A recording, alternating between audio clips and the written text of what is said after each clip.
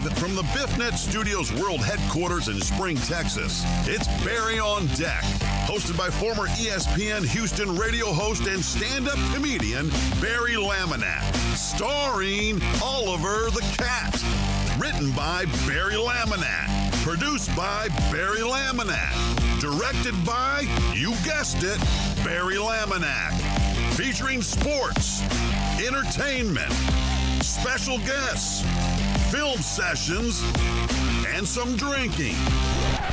Okay, a lot of drinking.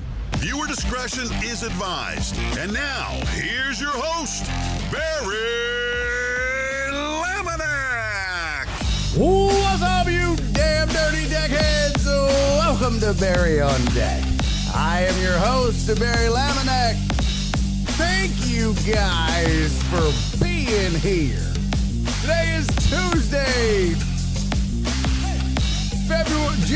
February, what the fuck? June 25th, boy, 2024. And this is episode, holy shit, this is episode number 812. February, where did that come from? I have no idea. Oh my God.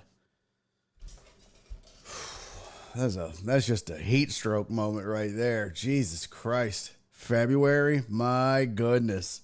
That is, oh my God.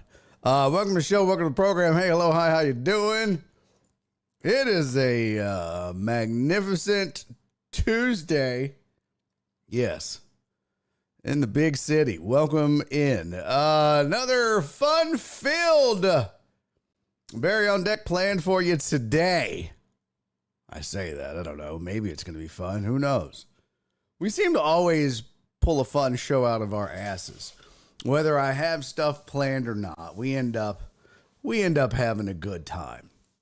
I sure wish more people were around to enjoy it. You know what I mean? I feel like the rest of the world is just missing out on a good time. It's their loss. Yeah, Donna's so damn hot. I tell you what, this is a fact. You want a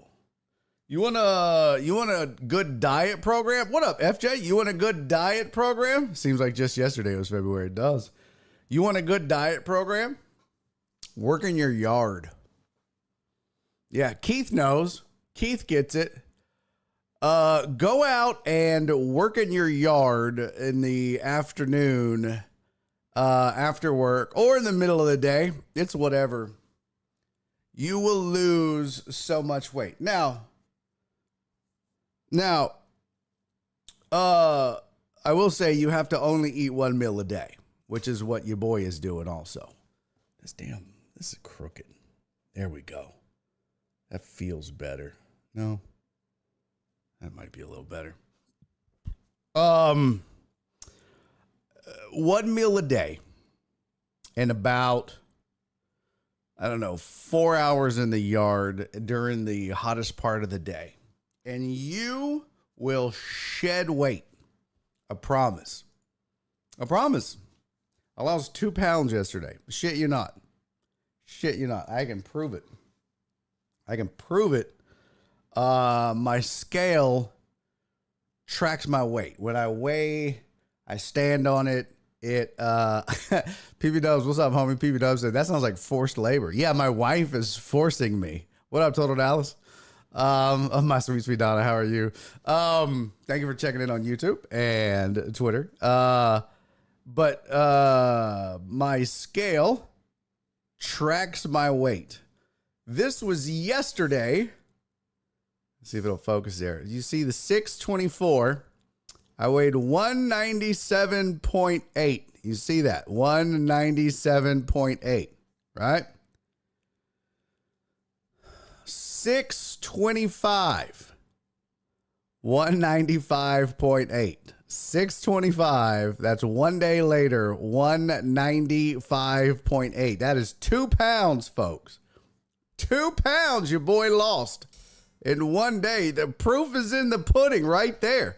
You want more? I got more. Just on 619, which is what? Not even 6 days ago? I was 198.6. Focus, bitch. I was 198.6. So, yeah, this old working out in this heat. You'll lose some weight. So that 619 was last Wednesday. I was 198. Today, 195. Joe Pro knows. Joe Pro gets it. Joe Pro gets it. He's out here sweating his ass off all the time. Alex Villanueva said, start the show. Bitch, I started the show. Oh, Nada said she noticed the difference at the party. Thank you, Nada. Thank you. But I tell you what, I literally lost 2 pounds overnight. Now, of course, a lot of it is water weight. But I'll count it. I don't give a shit. It's got to go somewhere. I peed the bed, so that doesn't help. What? Rob! Let's go! Rob said 98 degrees feels like temp equals hell. Yeah, no shit. That's the crazy thing is, thank you for the resub, Rob. 28 months. I'm not worthy. Yo! What is up? Look at this. Look what the cat dragged in. Holy shit. We have a brother-in-law sighting and not Ray. Oh, what's up, Vicente? Hello. I want to say Junior, but that's not. Vincent, hello, sir. I'm not allowed to call him that in public. It's only for family occasions. What's up, Vincent? How are you, buddy? Yeah, no shit, Rob. 98 degrees is hot as shit enough as it is, especially in Houston. But when the feels like is 113, that's what Nora said. She goes, we're not going to get out in the yard today until 7 because the feels like's going to be 113. I'm like, oh, so we'll wait until it's down to 110? What the fuck? What are we doing? Like, who gives a shit? What up, Dre? Good to see you, buddy. Good to see you, man. I mean, like, what are we really... If we really want to make a difference, let's come out at midnight and do the yard. Let's just set up a bunch of spotlights. We'll fight the raccoons and the roaches and the bats and the pterodactyls. Yeah. So there's that. Did Amos show up? I didn't even see Amos in the chat. Is Amos here? I did not notice. I did not see Amos here. Where did Amos pop in from? I didn't even see him here. I saw Alex said Amos, but I didn't see no Amos. Are you just making up people in the chat? FJ said I got stadium lights. I might as well. I don't have stadium lights, asshole. I don't have stadium lights. I don't have that. All right, we got a fun show planned for you. He's here. Is he here? I didn't see him. I did not. What's up, John Dorier? Good to see you, buddy. Uh-oh. What's going on over on the YouTube? I just got to catch up. I hope you guys did your homework last night. Jeff Bell, what's up, man? Hope you guys did your homework last night. Hope you watched that hockey game. Oh, so much fun. Not as high scoring as maybe some of you hoped for. I swear to God, if one soccer fan in this chat bitches about a 2-1 hockey game, I'm slapping the shit out of my monitor. I'm flipping this goddamn desk and I'm walking out. I swear to God, I'll do it. That's wild, Jeff. We're going to talk about the hockey game in a minute because I feel like I might be the villain in this whole thing. I don't know. We'll get to it in a minute. Let me tell you what's on deck for today. Okay. Uriel said I watched most of it. Nice. We're going to see if everybody else did too. Like Alex Villanueva said he was going to watch it. We'll find out. Amos says, I'm here. I was at the top of the chat. Oh, I missed it then. My bad, Holmes. My bad, Home Slice. I see Donna. Oh, there you go. Yeah, you did say not first. I didn't see it in my, on the window chat. Okay. Yeah, Donna was first. Amos was second. Uriel third. And Cisco. What up, pimp? Cisco was in the house early along with FJ over on YouTube. It was Donna, Keith, Total Dallas, and Vicente. Good to see you. All right. And then on Facebook, nobody. Yeah, I need to just stop doing it. I don't know why I do it. I don't even know why. It's just kind of a force of habit now. Creature of habit, I guess. I don't know. I don't know why I keep doing it. All right. So here's what's on. What up, Terrence? All right. Here's what's on tap for today. Do some headlines. Talk a little Game 7 Stanley Cup. Talk a little College World Series. Going to get into a little MLB. We got NBA draft tomorrow, so we'll get into a little bit of that. I'm trying to get somebody to join us tomorrow and talk NBA, although, man, it just dawned on me. What is tomorrow? Yeah. Never mind. So we won't do that. I probably should have done it today. Shit. Tomorrow is last Wednesday of the month, so it should be a Trey on deck, on Barry on deck on the patio tomorrow. So, yeah, I should have got us an NBA draft guy today. That's my bad. I failed you. Donna said I vote Joel. The problem is Joel can't do the show because his show and this show, the timing isn't right. We've talked about it. We've talked about doing it, and it's damn near impossible for him because he's show prepping at the time that we go live. So yeah, Vincent said, yeah, but after 100, anything here is irrelevant, minus standing in the sun. That's true. That's true. I mean, honestly, Donna, I have tried. Yeah, FJ, that's what I was thinking is Kelly. I need to see if call KD. I need to see if I need to find some other basketball guys. If Kelly's not available, I need to do that because especially since Joel can't do it now. And I got to find a baseball guy. I love my boy Apollo Dez. I love Dez, but yeah, I couldn't count on him. I love Dez to death. He's great, but I just got to have somebody that's more reliable. If you tell me you can do Thursdays, we got to do Thursdays. You know what I mean? You know what I mean? If you say, hey, if I say I want to talk Astros and MLB every Thursday with you from 3 to 3:15 or 3:15 to 3:30, then that's what I want to schedule. And it's like, I'd asked him, what's the best day for you? And he said Thursday. So I was like, dope, let's do it. And he was like, cool. And then, yeah, he hasn't been able to make many. So I was like, I'm just not going to ask anymore. I'm just not even going to see like, hey, are you going to be able to make it this week? I just stopped bothering him. You know, at some point you just kind of, I mean, I love him to death. Don't get me wrong. I still love him to death. So, by the way, wanted to tell you, I don't have a poster made yet. I need to make it tonight after the show. I got a lot of stuff to do. I gotta get more disciplined. I have to make a couple of videos, a couple of ads really for Facebook for my gig in Tulsa. I really need to try to sell that bitch out. So I'm trying to make some Facebook advertisements using video. And then I got to make some just regular ads, like picture ads. I got to make a Facebook event for it. But also, I got to make a Facebook ad and event and all that shit for this weekend because your boy will be at the Houston Improv all weekend hosting for Chris Porter. What? That's right. That's right. Chris Porter back in town. I worked with him last year. No. When's the last time I featured for him? A year or two ago. He's bringing a feature this time, and that's cool. So I hit him up, and I was like, yo, welcome back. You got a feature? He goes, yeah. And I was like, well, shit, I'll host for you guys if you're not bringing a host. He goes, I'm not. He's like, hit him up. I was like, I did. Or I said, okay. And so I asked the Improv, had they booked somebody? They said no. I was like, well, Chris said to tell you guys it's cool if I hosted. They said cool.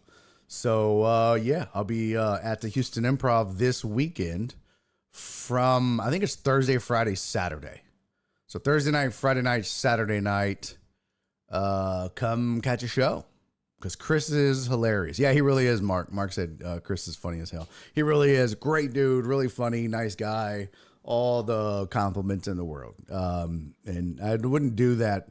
I wouldn't be asking to be back on the show if I didn't think that because I ain't trying to work with no dickhead. You know what I mean? No thanks. So he's back. I'm happy to be working with him again. Happy to be back working again. Yo, humble Astros fan, sir. Thank you, big dog. Thank you, big dog. Now, keep in mind, I am emceeing, I'm hosting, so I know sometimes people will, when I do these, they'll come up and they'll be like, oh, man, you only did 10 minutes. So it can be anywhere between a 10-minute set and a 15-minute set. So it's not a super long set. So I just want you to keep that in mind. If you're paying the money just to come see me, I'm only doing at least usually like a 10 to a 15-minute set max. So do come. It's going to be a hell of a show. But don't be expecting me to do like 30, 45-minute sets. That's just not what you do from the MC spot. But I'm excited. It's going to be a fun show. I don't know who his feature is, but hell, he's worth the price of admission alone. So I get to do 10. He's doing 45. Or I get to do 10 to 15. He's doing 45. So it'll be a fun time. You should definitely come out and grab a show if you can this weekend. And hey, we all need laughs in our life, right? So I gotta get all that shit done after this show and do yard work. Yay! Tomorrow's a Trey on deck, on Barry on deck on the patio. I think we're all caught up on that. Any loose ends from yesterday? I don't think so. I think that is it. I think I'm all caught up. Yeah, I think I'm all caught up. Okay, let's do it. Let's get some sports. Let's get rolling here. Let's get this show, as my mom would so eloquently say, let's get this show on the road. I don't know. Yes, Joe Pro. Yes, I have not forgotten. You are right. 1000%. I have the video right here in my pocket. Why is it doing that? I have the video. I have not forgotten. It has not gone anywhere. It is still here. We are doing the film session that I keep promising you guys and that we don't get to. We're doing it today. Damn it. We are 1,000 million bajillion % doing it today. We will get to the film session today.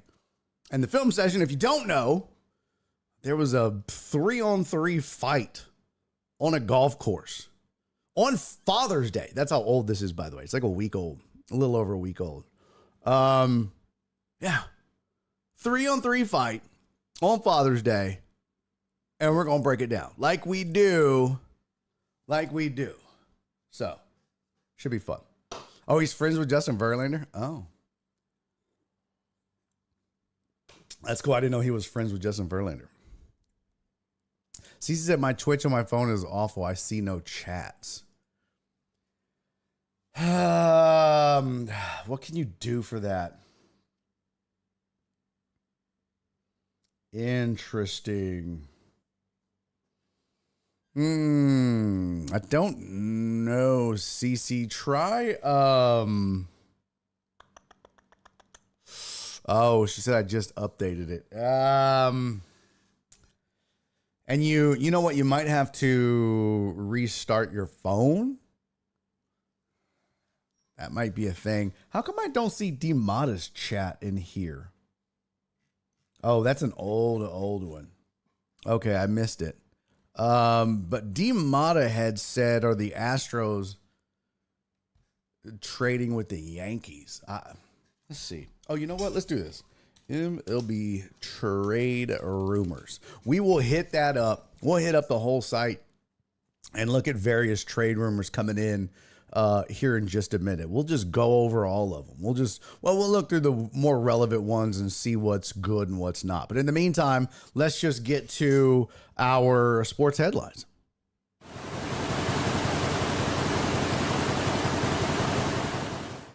All right, here's sports headlines for the day. Uh-oh, I screwed this up. I didn't have my links open.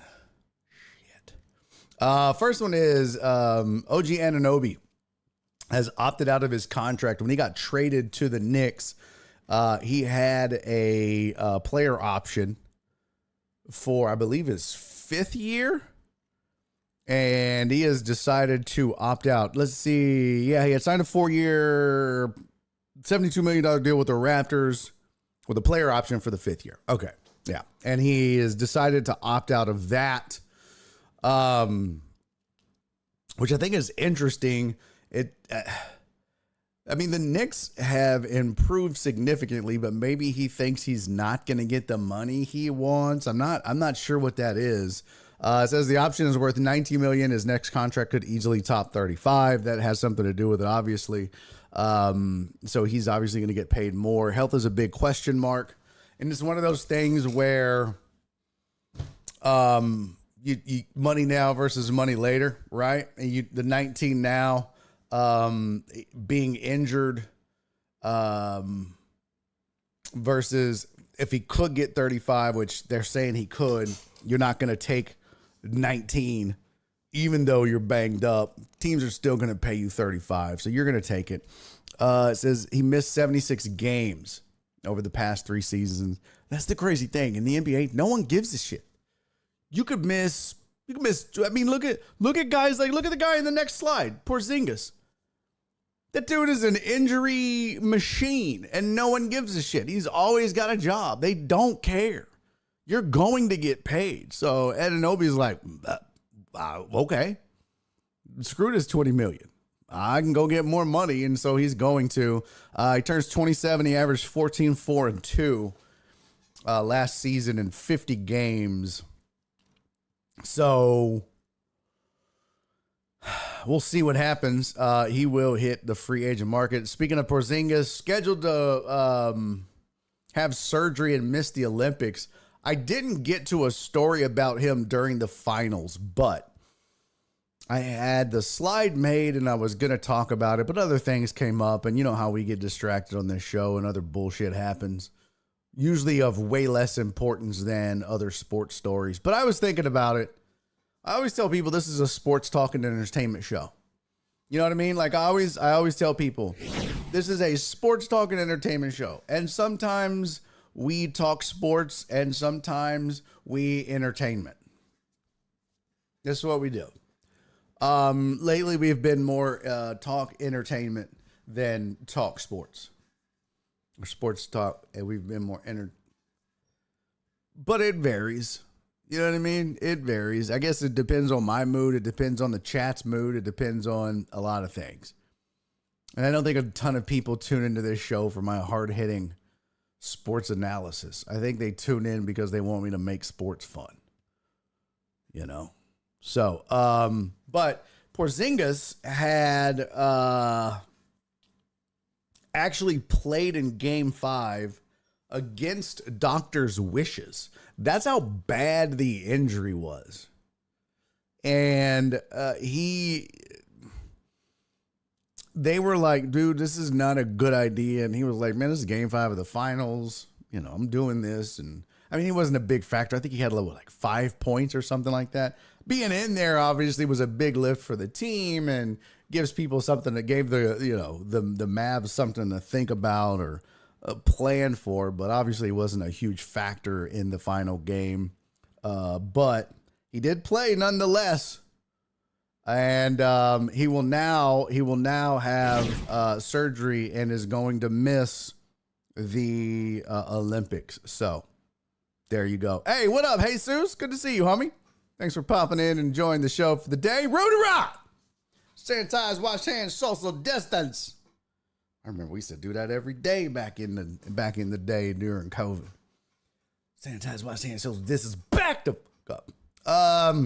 Yeah, so there's 2 of your sports headlines with Porzingis and Anunoby, and 2 more for you. Oh, 2 more for you. Oh, test chat for CC. There you go. Hey, CC, test chat. Tickety test. Hello, CC. Hey, what up, Tony? Good to see you, buddy. Vols baseball. Hello, deckheads. So, yeah, the Tennessee Vols defeat the Texas Aggies 6-5, win the Men's College World Series, and they win that 2-1. It was better offense beating better pitching, which I told you yesterday, that was kind of what this series was going into it. Tennessee had the best offense in the SEC by far, and A&M had the best pitching by far. Game 1 was kind of an anomaly. Game 2 was the opposite, and in that, what you kind of expected was this to kind of balance each other out, and this to be kind of a 3-2, 4-2, something like that. 6-5 was a bit of an anomaly. 8-1. I mean, it kind of didn't go as the numbers would have predicted that this series should go. Yes, CC, I see that. 1, 2, 3 testicles. Can you see me? Yes, right there. See it? Boop, boop, boop. We see you, CC. At least I see you. I don't know. I guess I could get my phone to look. So, congratulations to the Tennessee Volunteers. They are your 2024 Men's College World Series champions. And I think the last time they won was like a long time ago. Long time. I don't even know what it was. It's probably in an article on ESPN somewhere. Crazy thing is, Aggies still haven't won a national title, a legit national title, really ever. But they count the 1936 or 1939 college football national championship. It's the one that they have a sign for at the campus that everybody makes fun of, that they should have never put up. So, this is congrats to the Vols. And finally, that's what I did on Barry on Sports. I was like, where have I heard that before? I was like, oh, that's me. Florida has, I still see nada. You're not seeing anything, CC? What up, Crystal? Good to see you, sweetie. CC, you're not seeing anything? Oh man, I totally forgot to tweet out the show. Let's see here.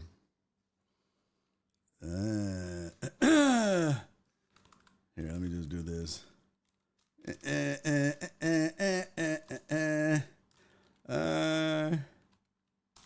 I am live and forgot to send this earlier.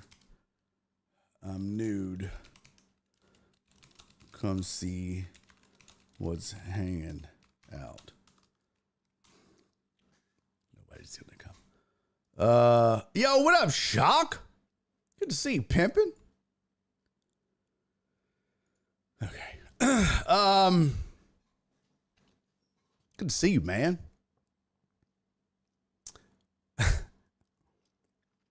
Just Nightboy and me guess I blocked the groupies. Who's not? Oh, Nightbot.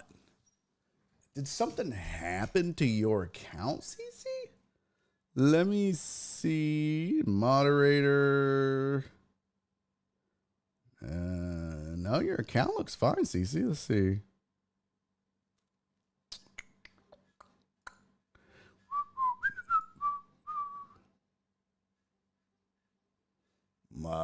Looks fine to me. Uh-oh, what is this? Oh, no, that says worn. No, I don't see any. I don't see anything bad on your account, CC. You don't say. Yo, no say. I don't know what's going on. Interesting. Couldn't tell you. Could not tell you. Well, we love you too, CC. We love you too. I just realized I can see, like, in this little chat over here, this is interesting, all of the icons. It shows who's a subscriber, who's not a subscriber, who's a VIP. It shows, like, what is this one? Oh, artist. Cisco's an artist. It's got, that's a bit icon. Oh, that's cool. This is neat. That's got a lot of shit. A moderator badge, a subscriber badge, VIP badge. Huh. That's a lot of shit. That's pretty cool. And then it's got like whether, what kind of like what badges or you do or don't have. That's pretty neat. That's really cool. Really cool. Awesome. D-Mono said SpaceX Heavy booster launch at 4:13 on YouTube. Oh, nice. Very cool. So let's talk hockey, because yesterday was, or last night was Game 7 of, oh, that's weird.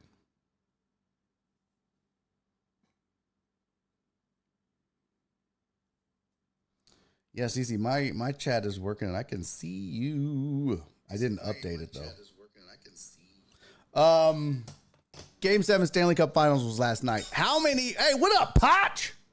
How many of you guys watched Game 7 Stanley Cup Finals last night? One in the chat. Put a 1 in the chat if you watched last night. I need to know who did their homework. I need to know who took my advice, who listened to your boy. And even if you didn't want to do it, who watched Game 7 last night? Put a 1 in the chat. Put a 1 in the chat. Because,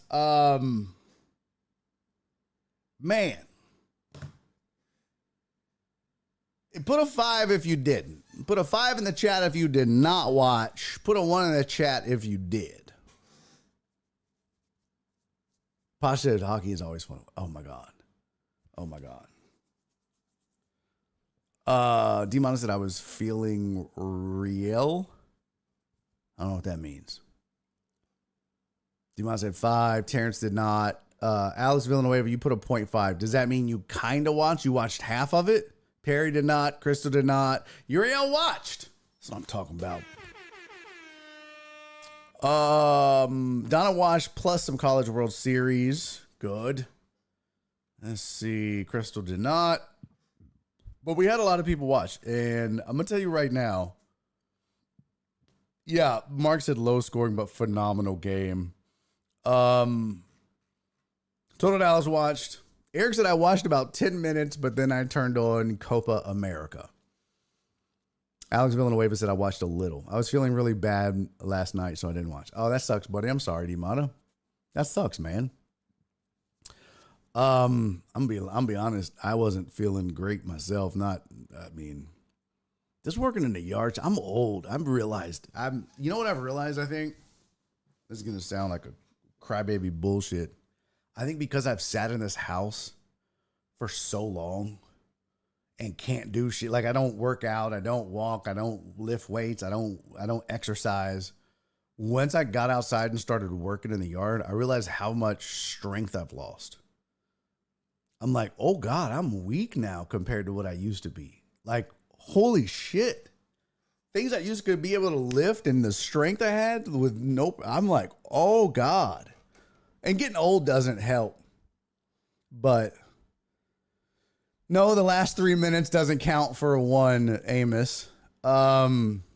Dre did not watch. Rudy did not watch.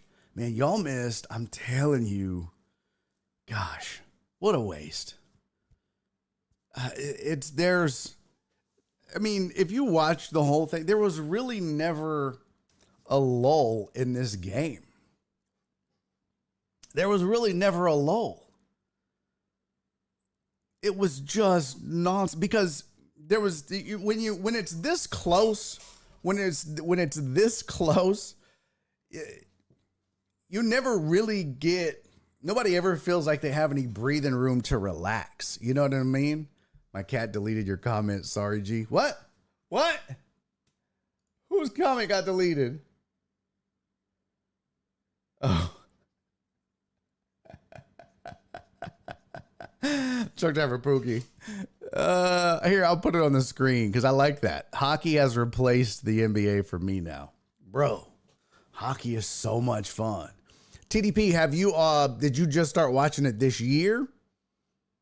I mean, have you been watching it all year, or was last night the first time you watched because I was encouraging y'all to watch? I mean, tell me why. Because, man, even though I didn't watch a lot this year, every time I do watch, I fall in love with it all over again. It's so much fun. It's such a fun sport to watch. Eric said this freaking sun has been kicking my ass. It's been crazy how much it drains you at the end of the day. Okay, well, then maybe it's not me. Maybe I'm not old. I mean, I'm old, but because I just feel like, God, am I this weak? But okay. Anyways, last night, man, it was a really fun game. Florida beat Edmonton 2-1, wins the Stanley Cup, defeats them in 7 games. If you don't know, Florida had gone up 3-0 in the series. Had gone up 3-0, and they showed a graphic, which I thought was really interesting. And in the history of the NBA, the NHL, and the MLB, when a team has gone up 3-0 in the finals, whether it be, MLB World Series, NBA Finals, or NHL Finals, never in the history of the NBA has a team come back down 0-3 and won the NBA championship, ever. It's only happened once in MLB history. And it's happened 4 times in the NHL. So had Edmonton won last night, it would have been the 5th time.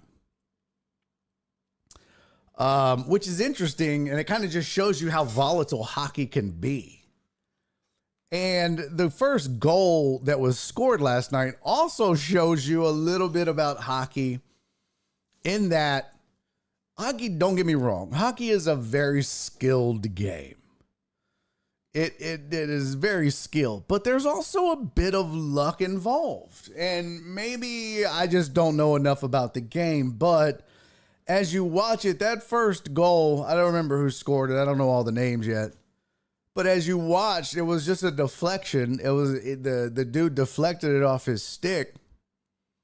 I mean, you can't tell me that he 1,000% knew exactly that puck was going to go between the legs of the goalie. I mean, he was trying to get a stick on it. Don't get me wrong. He was trying to deflect it. He was trying to do something. But it was like, ooh, really? That felt a little, it felt a little lucky. You know what I mean? Like, it felt a little lucky, and that's not the first time that I've watched hockey and seen a goal like that and thought, well, I mean, that's just right place, right time. But that's part of what the beauty of hockey is, which is why they tell you, and if you watch hockey, you'll hear this, just get the puck at the goal. Just put the puck towards the net. Just get the puck towards the net and good things happen, because you get lucky, you get a deflection, you might get a bounce. There's some luck involved in hockey when it comes to scoring goals, just like that first goal. So yeah, there's a ton of skill involved. Don't get me wrong. Edmonton's first goal. Oh, beautiful goal. So yeah, I mean, that was a little crazy. Well, what's crazy is in that first period, and I'm looking at my notes because I made a couple, most of the scoring took place within the first 7-8 minutes of the game. It was 1-1 early, and both goaltenders, I thought, did a good job of settling down, or goalies, I should say. Both goalies did a good job of settling down and really not going crazy after, or not, losing it and losing their confidence after that, because it only ends up 2-1. And trust me, there were plenty of opportunities for both teams to score. So I thought both goalies played well.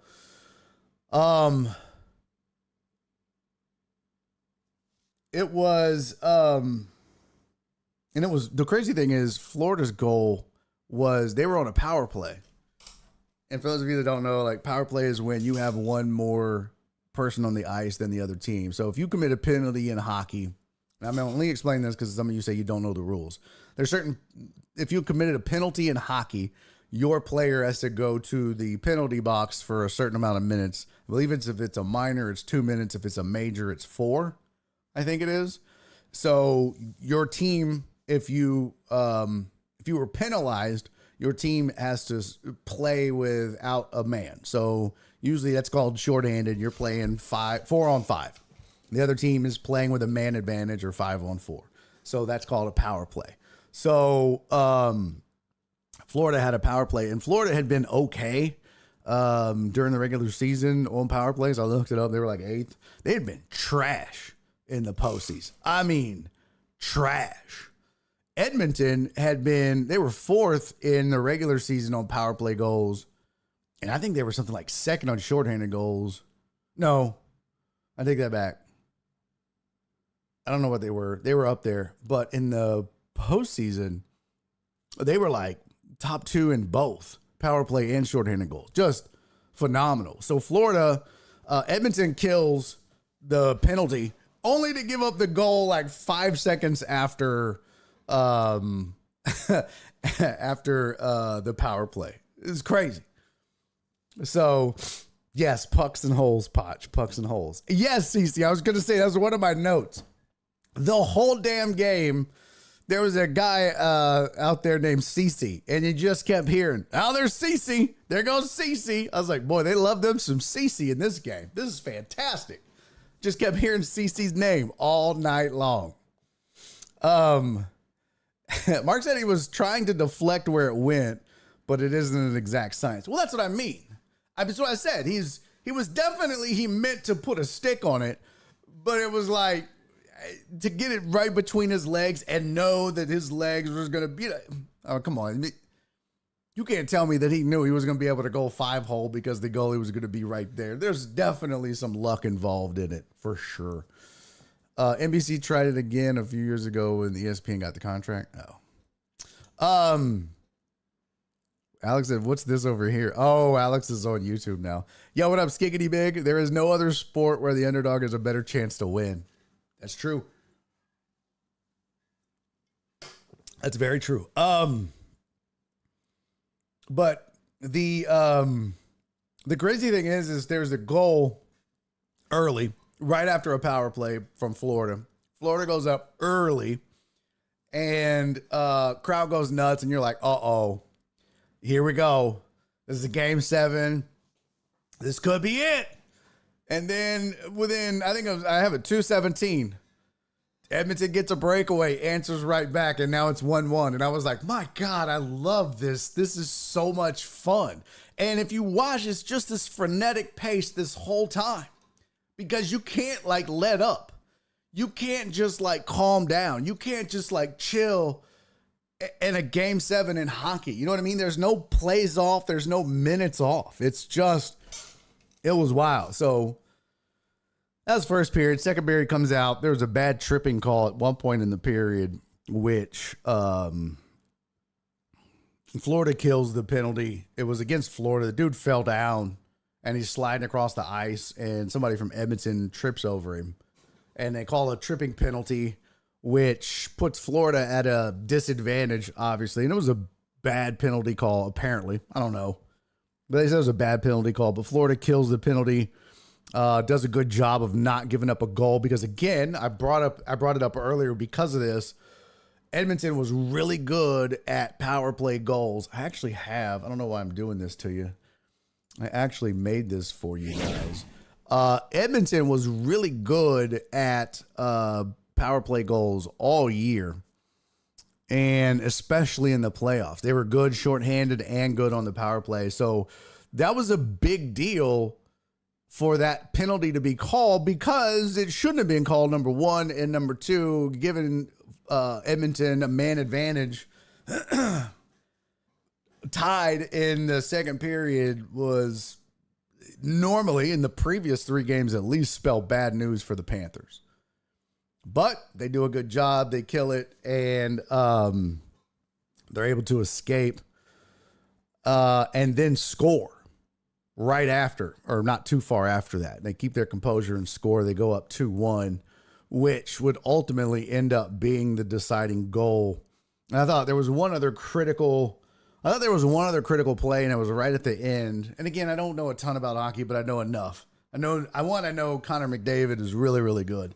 He had a rush with about 20 seconds left, in the second period.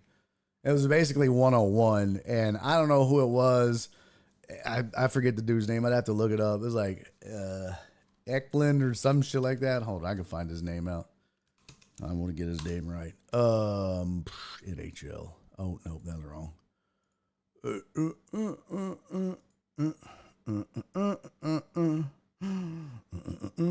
It was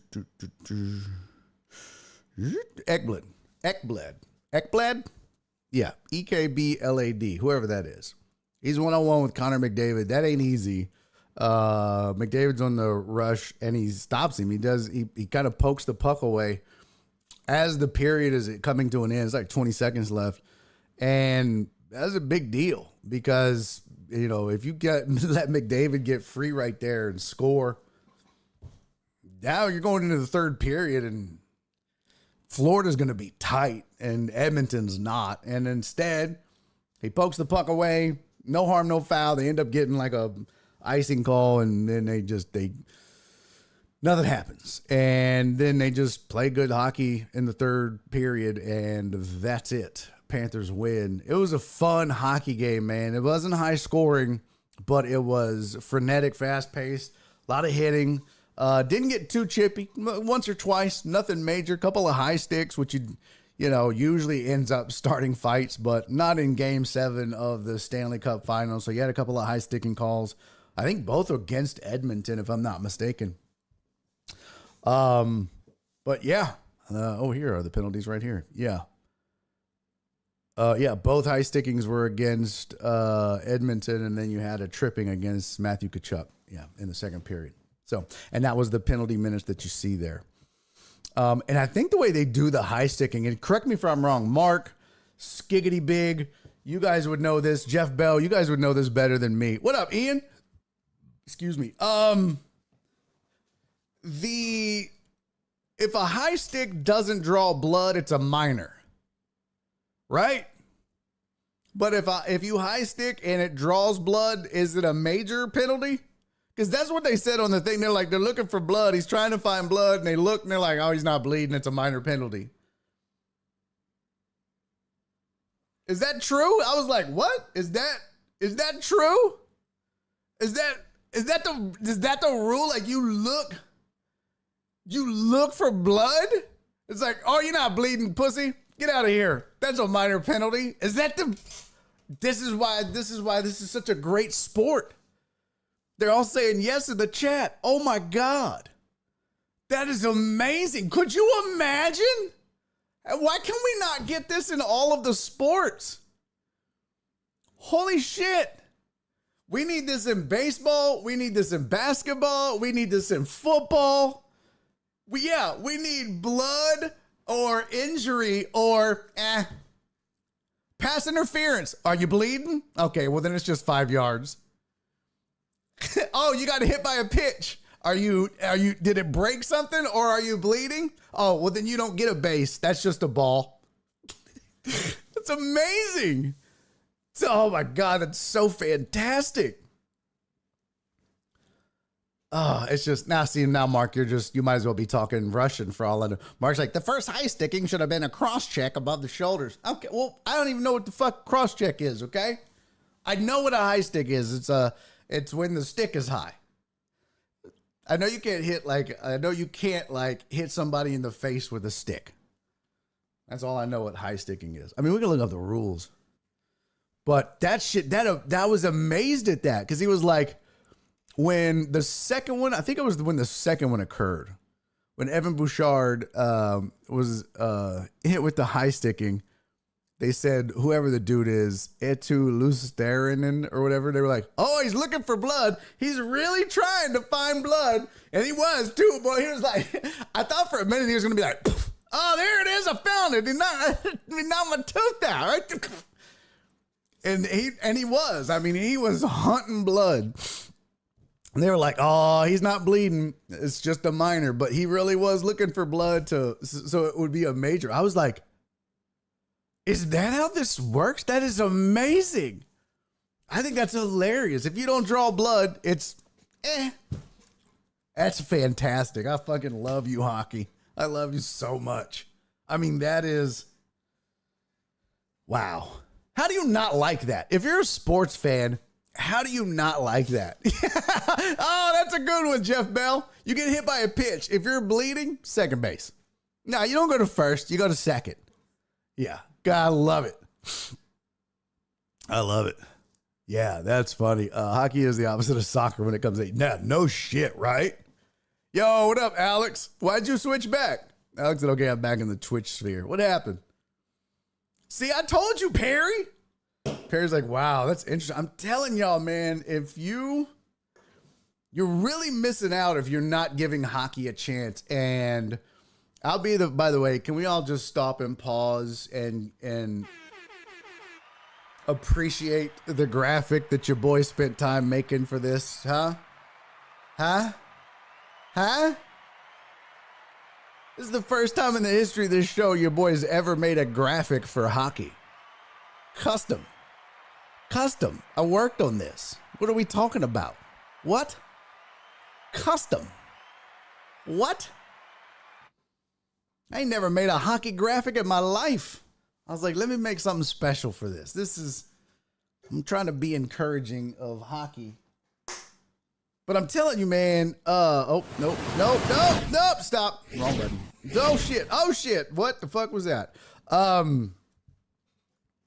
It was a lot of fun, and that's why I was never a big hockey fan.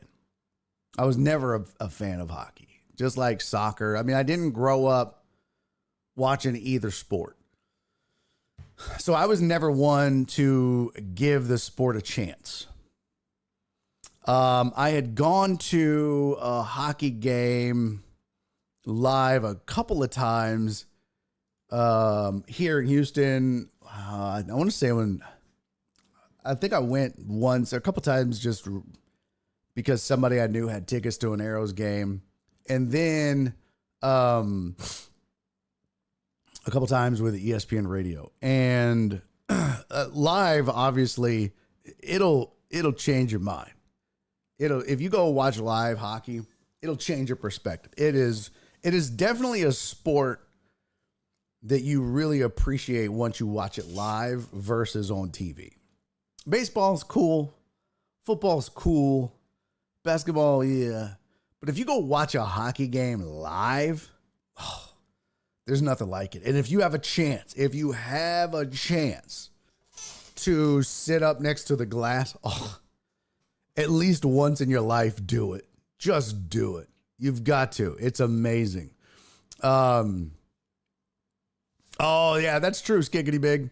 That's very true. Skiggity Big said also the Panther fans booing Connor McDavid for winning the Conn Smythe Trophy was pretty trashy. Yeah, for those of you that don't know, so the Conn Smythe Trophy is like it's the playoff MVP is what it is. It's not the finals MVP. It's the playoff MVP. It's for the entire playoffs. They give out an MVP award. So it's not like,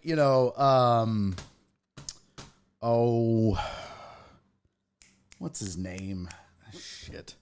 Well, it's for the finals, right? So, it's for the playoffs. And Connor McDavid had an amazing playoffs. And there was talk that win or lose, he could very well win the trophy. And what's the goalie's name for the Panthers? Bobrovsky. He had a really good playoffs, getting them to the finals and getting them up 3-0, but then he kind of collapsed over the next 3 games, and McDavid ended up scored 4 points in 2 consecutive games to get Edmonton back. And that's when things had kind of changed, and everybody was like, oh, McDavid could win this. And that kind of carried over, and eventually he did end up winning it, and Panthers fans booed him winning it. I get it, though. You want your boy to win. You want your team to win. I guess that's trashy. I don't know. I ain't gonna lie, I'd probably boo too if it was not my team's guy that won. I don't know. Probably don't care. Rob just now said 5. Jesus, Rob, how far behind are you? Good Lord, Rob. Rob said, I'm retired from watching Oilers playoff heartbreaks. Somebody text Rob and tell him to catch up. He's 30 minutes behind the goddamn show. No one makes me bleed my own blood. They really let them play last night. Yeah, they try not to call too many penalties in the playoffs. Yeah. Oh, and that's good. That's good. I mean, yeah, why would you? Mark, there's an Edmonton chicken that flashed her titties. Oh, an Edmonton chick. I was like, heck yeah. What? A what? An Edmonton chicken? What the fuck? What? There's an Edmonton chick that flashed her titties back against Dallas, and now is going to do a photo shoot with Playboy. Is that why I kept seeing her? Because we need to talk today about the Hauk Tuah girl. And I kept seeing a picture of her and the Edmonton chick. And I was like, what did the Edmonton chick do to get associated with the Hauk Tuah girl? And now I know. She showed her titties. Okay. I need to look them titties up. Yo, Skiggity Big! Let's go! 16. Oh, no, shit, that's my bad. That's not Skiggity. That's Cincy Bullrog. My bad. I saw the S and the B, and I just jumped to conclusions. My bad, Sensei Bullrog. By the way, I just replied to you because my dumb ass didn't check my messages. I sent you my email. Message me, homie. Thank you for the resub. 16 months. That's like 2 premature babies. I made that awkward. Yeah, dude. Send me an email. Message me. Send me an email, and let's make it happen, Captain. Let's make it happen, Captain. Looking forward to that. And thank you for the resub, homie. Much appreciated. He should have came out and accepted. Oh, yeah. Rob's so slow smoking. $20. That's funny as shit, bro. Slow smoking the chat. What up, Jim? Good to see you, man. Thanks for popping in, homie. Panthers fans can fornicate themselves on an iron pole. They're all forgetting about this win next week. Yeah, Florida Panthers fans don't strike me as real hockey fans. You know what I mean? Like, they don't. Here's why. Okay, let's be honest. And again, guys, I don't want to pretend like I know a ton about hockey. I do have a brain that can draw conclusions and is pretty perceptive, so I can pick up on context clues. 1, I use that. 2, it doesn't take a genius to understand certain things.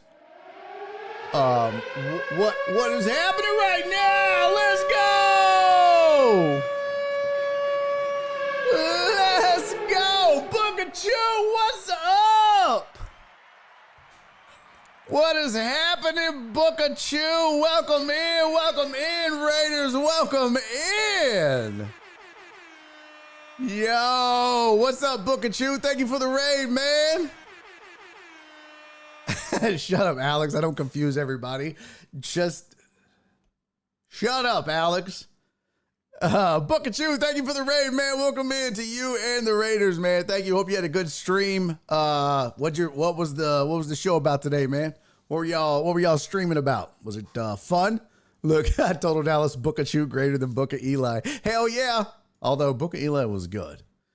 I'll take Booker Chew though. Appreciate the raid, homie. Much love, man. What was the show about? Welcome in, by the way. Welcome into all the Raiders. This is Barry on Deck. I'm your host, Barry Laminack.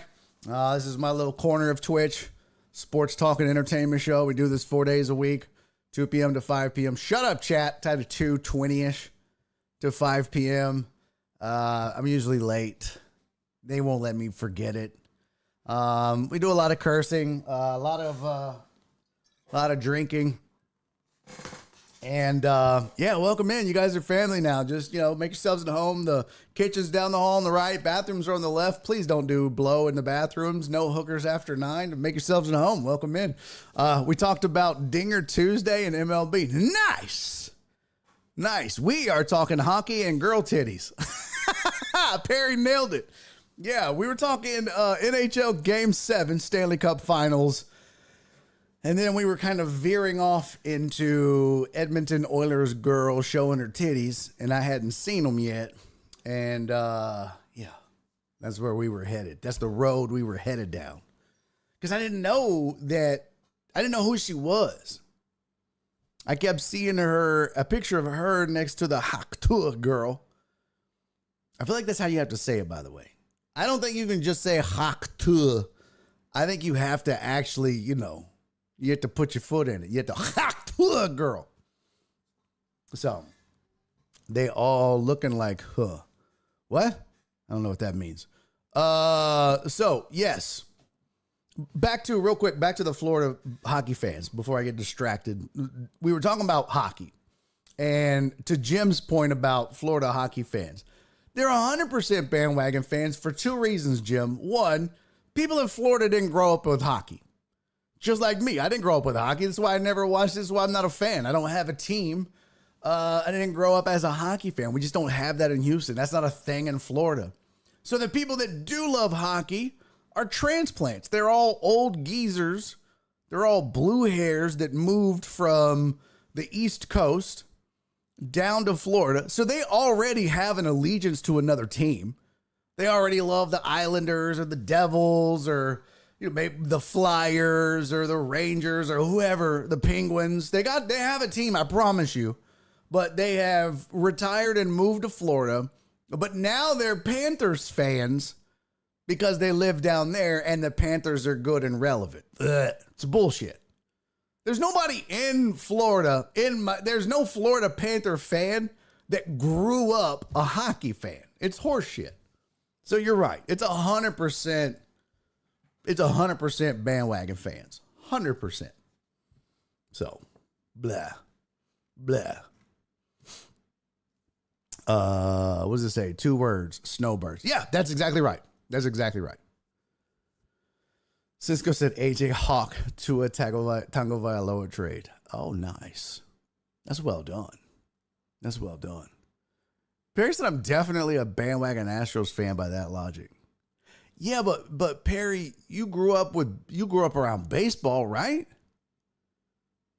I mean, you grew up in the South. It's not like you watched baseball. I mean, Perry, you grew up in New Orleans, right? You guys had baseball on TV. We didn't have hockey on TV. We never watched hockey. You guys probably got regional Astros baseball games. We didn't get hockey. That's different. So, Rudy, stick around. It's a pretty good show. We talking hockey girl. Oh yeah, there we go. So yeah, I think that's the problem with a lot of the Florida Panther fans. Oh, the Zephyrs was a minor league in New Orleans. Oh, that's true. That's true. That's very true. Uh-oh, why isn't my chat updating? Oh, there it goes. Hey, what up, Tony? New Orleans is a hockey town. No, it's not. No, it's not. How long have the Panthers been there? If they've been there at least 10 years, they probably have some homegrown fans. I mean, but those 10-year-olds ain't buying tickets, though, Amos. Those 10-year-olds aren't buying tickets to the games. And, yeah, I mean, that's not... Perry said the Zephyrs was a minor league team in NOLA. Yeah, I remember that. That was the Astros minor leaguers, right? Oh, well, now that's a little different. Okay. Well, now 30 years is a little different. Okay. All right. Maybe you could grow up. Jim said 30-year-olds weren't buying tickets either. I mean, now, Jim, there might be a few. Certainly not all of them. Certainly not all of them. Oh, wow. Really? The Tampa Bay Lightning are only 1 year older? Wow. That's interesting. I always think it's interesting that most of the southern states have hockey. You know, Phoenix. It's all the hot-ass cities, too. It's cities that never experience snow or freezing. Phoenix, Tampa, Miami, Charlotte. It's like, what? I don't know. Oh, Phoenix. That's right. Phoenix left. They're going to Utah, right? That's probably for the best. Well, maybe. Aaron said it took us a few years to really get behind the Hornets, Pelicans, in New Orleans. Yeah, that would be weird. It would be weird to embrace a team from another city. There's always been talk in Houston about getting another hockey team. About another hockey team relocating to Houston. And while I think that would be cool and it would be all great, I would rather a team start from scratch in Houston. Like, I don't want to get somebody's leftovers. You know, I don't want the Phoenix Coyotes being the Houston Coyotes. You know, I don't want to get, because there was talk, I think it was it Edmonton? No, who was it that there was a Canadian team that they were talking about that was going to leave and it might be coming to Houston. Calgary. Yeah. Was it Calgary or Winnipeg? No, Total Dallas said Winnipeg. Was it Calgary? I don't know. Oh, it wasn't the Jets, was it? Or was it the Winnipeg Jets? It was Calgary. Okay. The Calgary Flames. I don't know. It was one of them. But it was like, I'd just rather just fold them up and then just let us start our own, right? I would rather just fold up and, you know, give the Calgary Flames like a Viking funeral. You know what I mean? Put all their shit on a boat, set it on fire because that would be apropos, and then send it off into the ocean. Goodbye. And then let us start our own hockey team down here in Houston. And we can go through some bullshit thing like naming, involve the fans like you care. You're not going to listen to them. We'll put it to a fan vote, even though you're not going to let them choose for real. I know the fans think that they chose the Texans. They didn't. They didn't. I know the fans think that when they vote on this shit that they actually let them vote. They don't.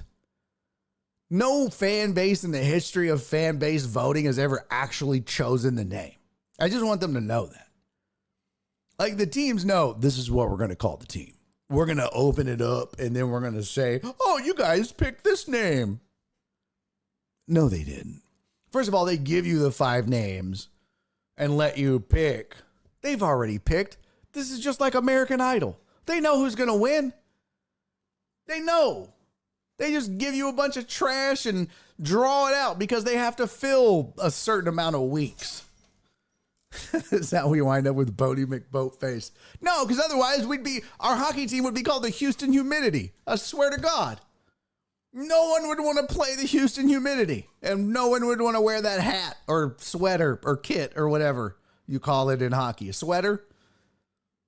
No one would want to wear that. Nobody. Bodie McBoatface was the best. Oh my God, Jim. What a great pull that is. The Houston Sleet. Oh, it's so fantastic. Oh, Bodie McBoatface. That was a public thing they did. I forget where it was, but they got to name a boat. And somebody submitted Bodie McBoatface, and people voted for it. And they were like, okay, we're not naming it Bodie McBoatface. And they were like, we're going to do it again. This is not happening. No, we're not allowing it. No, Cincy Bullrock said that was like the 60s. No, it was recent. It was like the 90s or so. It was like just when the internet was getting started. Let me Google it. Hold on. Bodie McBoatface. I thought it was like... Bodie McBoatface, what you get when you let the internet decide. A proposal by a British government agency to let the internet suggest a name for a $287 million polar research ship probably seemed like a good idea at the time. Now the agency is the latest group to see what happens when web users are asked to unleash their creative energy. RRS Bodie McBoatface is a clear front runner. People quickly disregarded the more dignified names suggested by the Natural Environmental Research Council, Shackleton, the Endeavour, and the Falcon. Instead, the contest became the latest in the internet's long storied history to end up with social media users gleefully offering ridiculous names to government-funded projects. The initiatives are often hilarious, but don't often succeed. Remember when Slovak lawmakers overrode the public's vote in 2012 to rename a pedestrian bridge after the actor Chuck Norris? Or the debacle in Austin, Texas a year earlier when people unsuccessfully tried to name the city's waste management service after Limp Bizkit's frontman Fred Durst. Oh my God. Corporations have also tried this tactic. And the penalty for trying to play with the internet tends to be meaner. Mountain Dew learned the hard way when 4chan took control of a vote to name a new flavor. And the joke was on Taylor Swift and VH1 when the internet chose a school for the deaf as a concert location. What the fuck? What the What? I never heard of this. What? Oh my God. So Taylor Swift and VH1 were like, where should we have our next concert? And 4chan, and they chose a school for the deaf.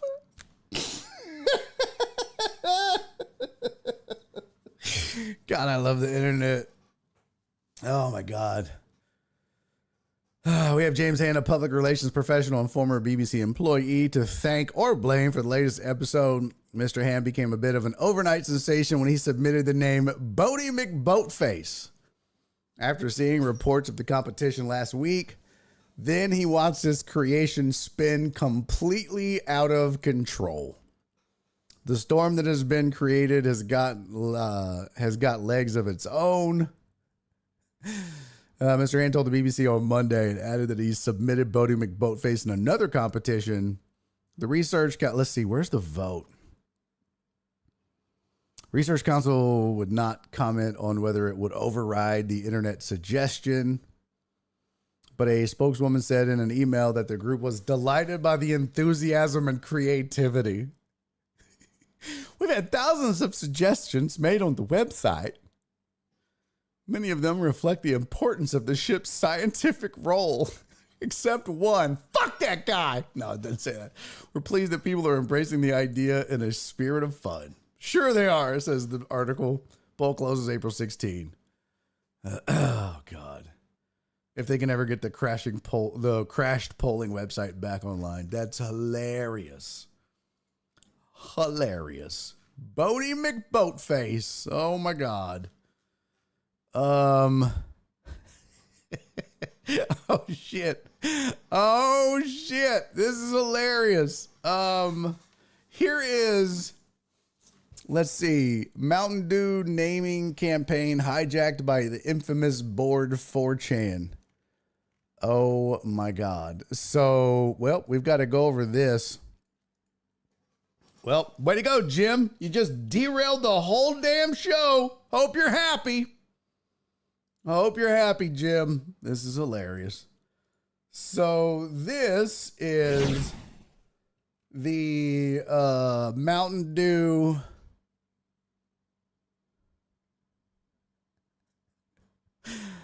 Oh my God. There's an article about Taylor Swift going to the School of the Blind. Mountain Dew naming campaign was hijacked by the infamous message board 4chan. And there's a photo of all of the suggested names. Let me see if I can read all these.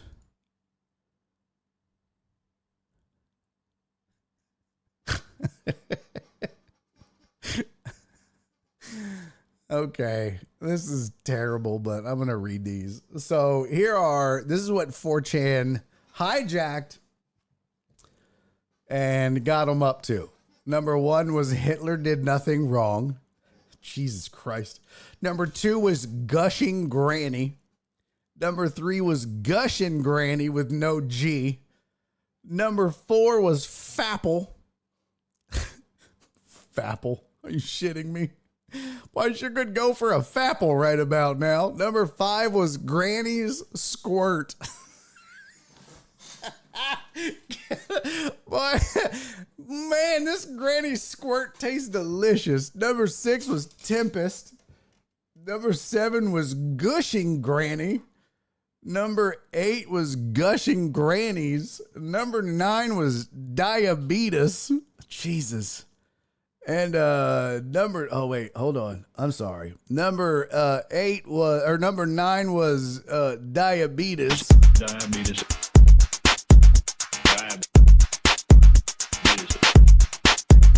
Diabetes educators. And number 10 was fabulous apple. I hate the internet. I swear to God, we are so stupid.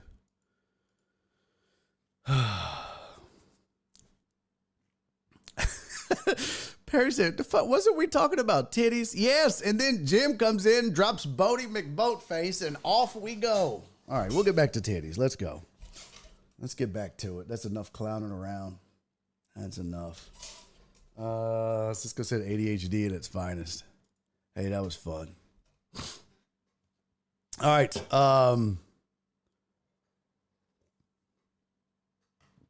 Everyone would have given way more of a shit about that boat. That's true. That's true, since they both wrong. That's true. The Houston Papas. Right. Houston humidity would play in a pool. Yeah, the ice would be melted for sure, right? You can name every team in Houston the Astros. No.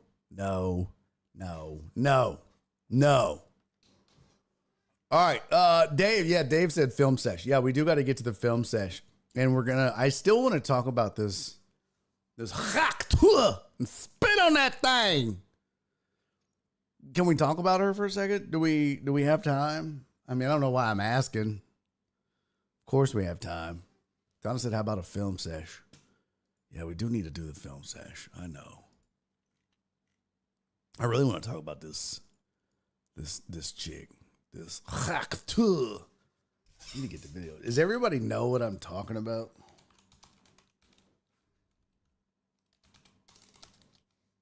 I need to get the copy of the video. Let me, let's see. Did you ever do ice fights? No, I need to. They had a real granny squirt kink over there, don't they? Yeah. Yeah, they really did. They had a real, yeah. Yeah, they really did.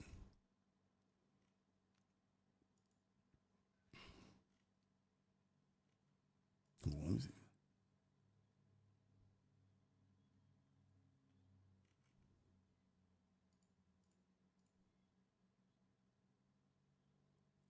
Okay, I don't need all that bullshit. Just give me the goddamn original. I swear to God, I hate the internet. Did she really get fired? Oh,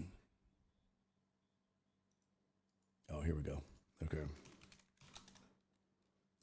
Donna said yes. Unfortunately, yes. Donna's not a fan.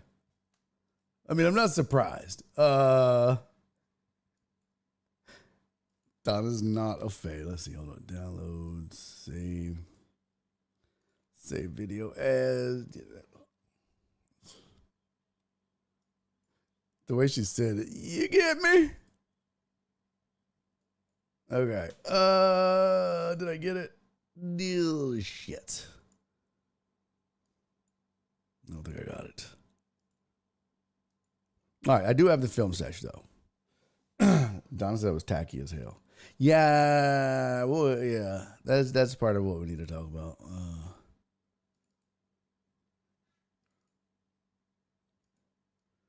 Bruh, this don't never work right. I don't know why. There we go. There we go. Okay.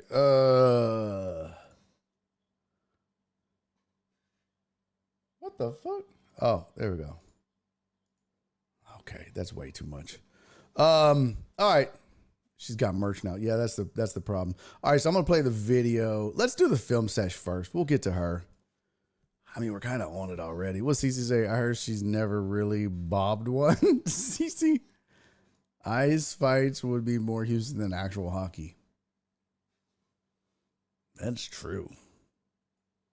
Well, I mean, we're here. We might as well do it. I wanted to do it last week, so we're here. We might as well. I mean,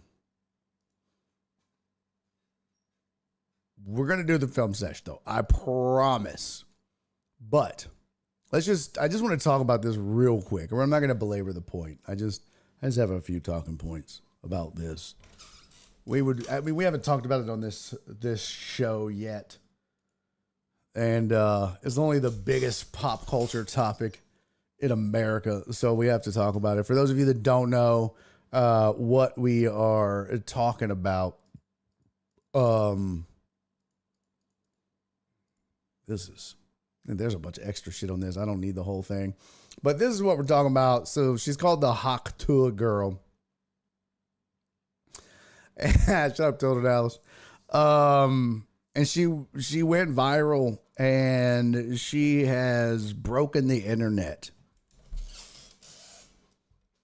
in so many ways, and this is why. Check it out. One move in bed that makes a man go crazy every time. Oh, you gotta give him that Hauk Tuah and spit on that thing. You get me? That's it. That's it. That is what that moment, that one little moment in life changed the course of this woman's life forever. Doing a street interview just out in Nashville.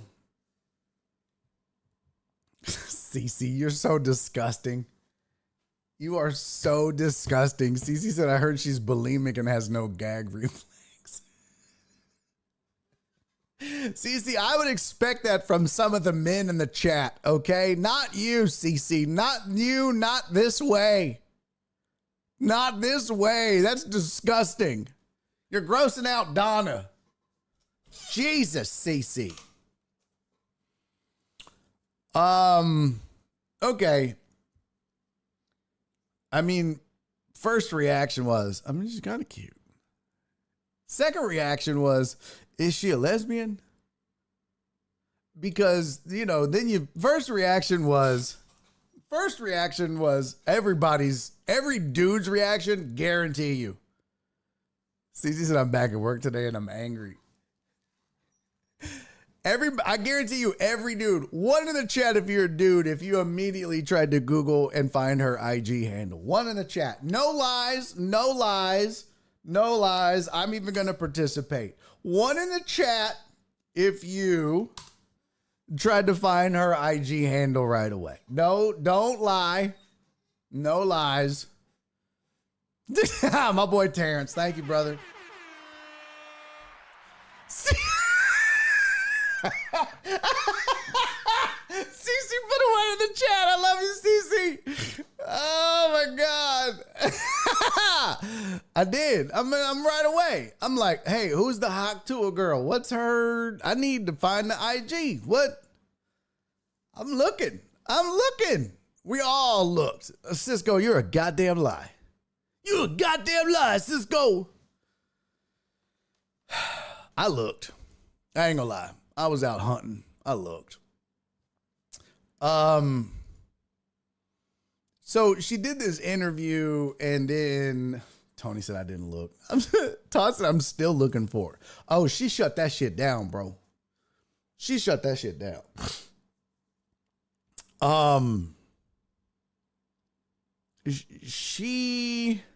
Mark said I haven't looked. She shut down all her socials. Smart. D-Miles at 5, I just don't care about these things anymore. Fair enough. Oh, Eric's at 5, I don't have social media no more. I can't use it at all. Oh, lucky you. Total Alice said the algorithms love her. Donna said, oh yeah, she's in hiding. Yeah. So she does this, and I don't think she really thought, and I mean, who would? I wouldn't. If I would have, me, I'll say some wild shit all the time. I say some wild shit all the time and not thinking that it would ever be crazy. You know what I mean? What's up, Jamal? Justin Swinford in the house. What's up, Justin? Good to see you. And I'm sure that's how she was. She was like, oh, yeah, you got to Hauk Tuah and spit on that thing. You know what I'm saying? Not thinking anything like this would happen, where now she's just a national sensation. And, good or bad or indifferent, she's the talk of a nation. Maybe the world, Craig.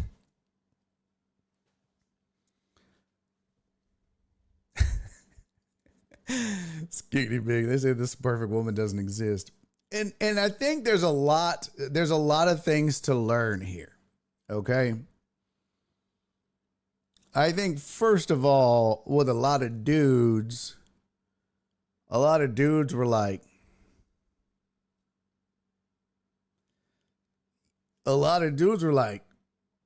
showing this, look,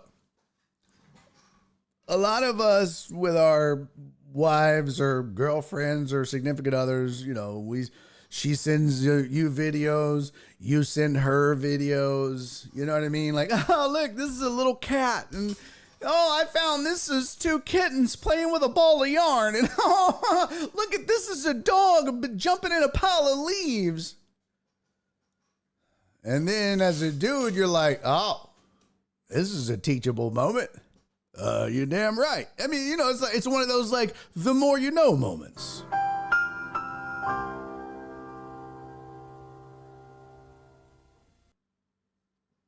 Then, of course, you get slapped in the face and your ass is sleeping on the couch for a week. But it's like somebody said in the chat. I mean, she's not lying. There's a lot of dudes that would be like, yep. Yep, Mark, that's right, too. Drunk college hot girls didn't realize how many creepy dudes were going to do what creepy dudes do. Help. Yep. So she does this, and 2 things happen. One, a lot of dudes try to find out who she is. She has to shut all of her shit down. And she's cute, but I think she's a lesbian. A lot of people were saying she's a lesbian. But then the other thing, the flip side is a lot of dudes, I know a few of my buddies were like, bro, I tried to tell my wife. I'm like, see? If you do some freaky shit like that, I was like, no, you didn't. He was like, yeah. I was like, bro, why would you do that? You don't do that. I was like, bro, you don't do that. How long have y'all been together? He's like, we've been together for 5 years. I was like, you've been married for 5 years? He's like, no, yeah, we've been married for 5 years. We've been together for like 9. I was like, bro, you been with her for 9? No, fam. That is some shit you do or request or say inside of a year. That's an 11 months or less thing. Like, hey, I think it would be dope if you Hauk Tuah and spit on that thing. That is not something you say or suggest or tell your woman, hey man, you don't do this and you should do this. That's not an 8-year thing. That's not something you, and ladies, by the way, ladies, this is not some shit you do 8 years later because your man's gonna be like, bitch, where'd you learn that? There's just some things you can't do. You know what I mean? You can't go out and start requesting new shit 8 or 9 years into your relationship, and you can't start introducing new shit in the bedroom 8 or 9 years later, just out of nowhere randomly. Okay? This has to be something that the two of you do together. In other words, you guys would have to be sitting there watching videos on the internet together, looking at your phone together, and then you scroll upon that video and she goes, yeah, so this is what happens. So you're watching it and you're scrolling and you're like, look, babe. One move in bed that makes a man go crazy every look, time. babe, Oh, you gotta give him that Hauk Tuah and spit on that thing. You get me? And then your wife looks at you and goes, is that true? And then you look at her and go, well, I mean, I guess, you know, like, it's not the worst thing in the world. I mean, I don't know. I think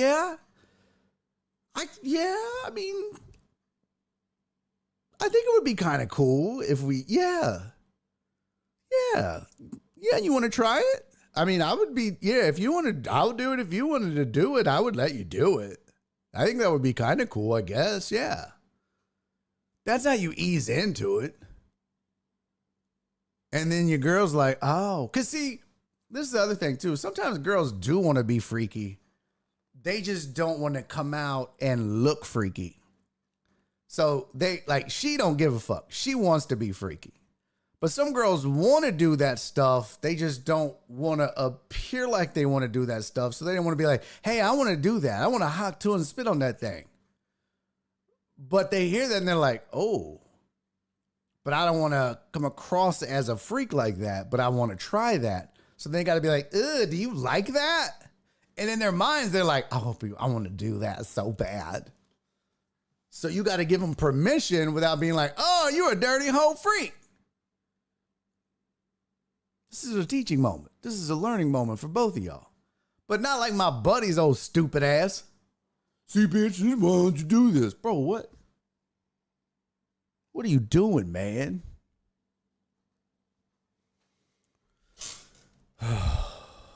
It's crazy. Y'all are crazy. Cisco said, red alert, fellas. You send this, and she's going to come back with, oh, so that's what you really like. She says, Skinny Big, I was thinking the same, but she doesn't have an eating disorder. What? Skinny Big said her other friend is gorgeous. I'd look up her IG. I think that's her girlfriend, for reals. I think that's her girlfriend.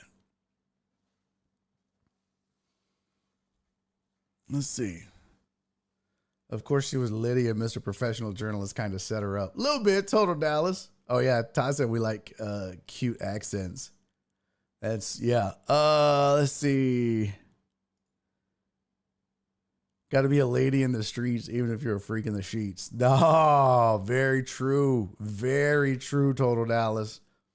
Got to present yourself as a lady out in public. Yup.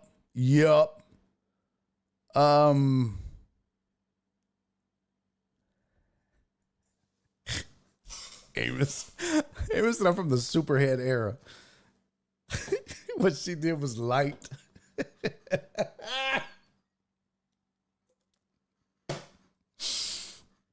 That's so funny. That's so funny. Let's see. If she wears granny panties and a bonnet to bed, don't ask her. Cisco, that's so true. That's so true. This is gross, but also, if she cleans it first,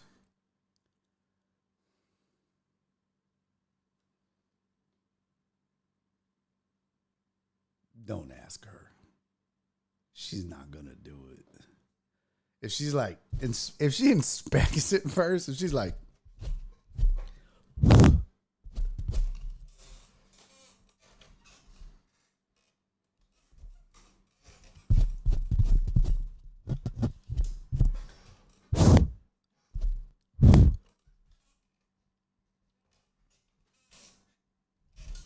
yeah, she's not doing that.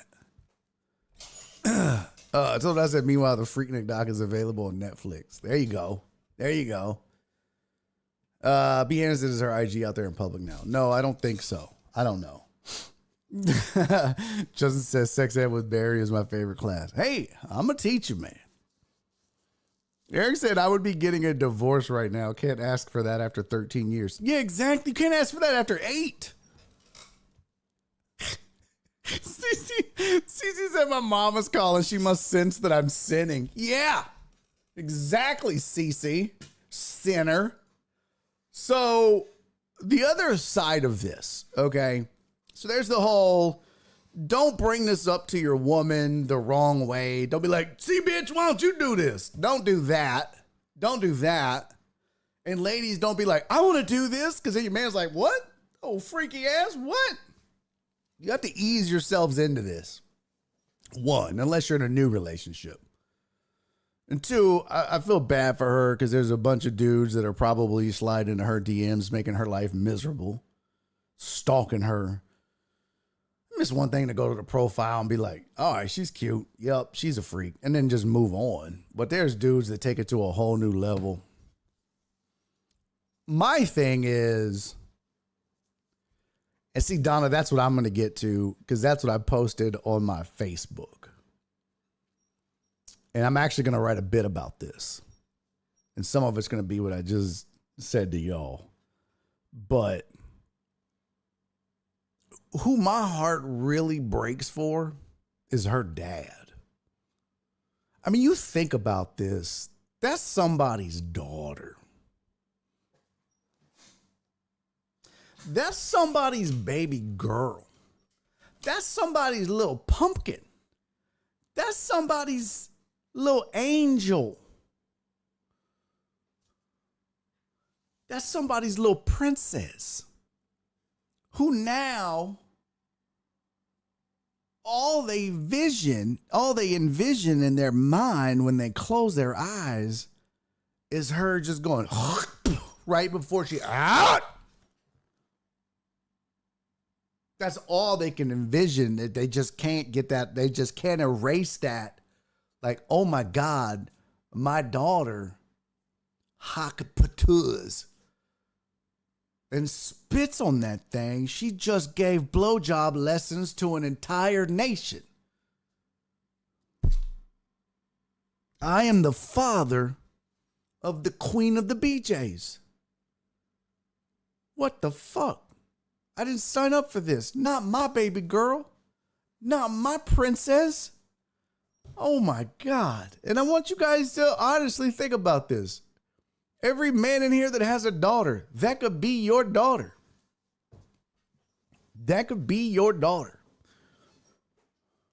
I mean, truth be told, at some point, all your daughters are going to do it. I know that's a tough pill to swallow.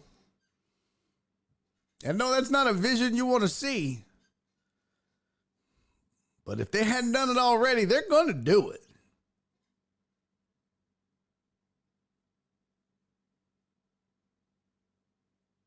But imagine, like, a lot of people know, you know what I mean? A lot of people have the idea that their daughters are going to have sex and give blowjobs, but they don't have to know or think about it. But this dude's daughter, the whole country knows she sucks dick and does it well and has put thought into it.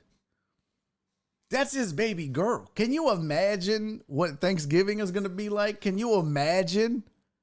Could you imagine showing up Hey, daddy. Oh, bitch, don't kiss daddy. No. Mm-mm. We shake hands from now on in this house. We shake hands. No. Jared leaves the chat. It's a fact, bro. This was another reason I don't have kids. Another reason I don't have kids. Cisco goes, says the guy that's performed at Ocean's Cabaret. Hey, it was legitimate. I kept my top on.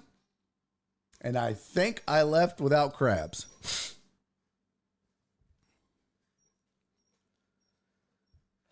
I could not imagine being her dad, though, bro. Like, swear to God, could you imagine what Thanksgiving is going to be like this year? Because, I mean, she's like, somebody posted a picture on my Facebook wall where she has hats and she's taking pictures with people and she's signing them. And yeah, she's taking advantage of it. But you know, her dad is just like, oh, God. Why? My baby girl. Oh, God. And I guarantee you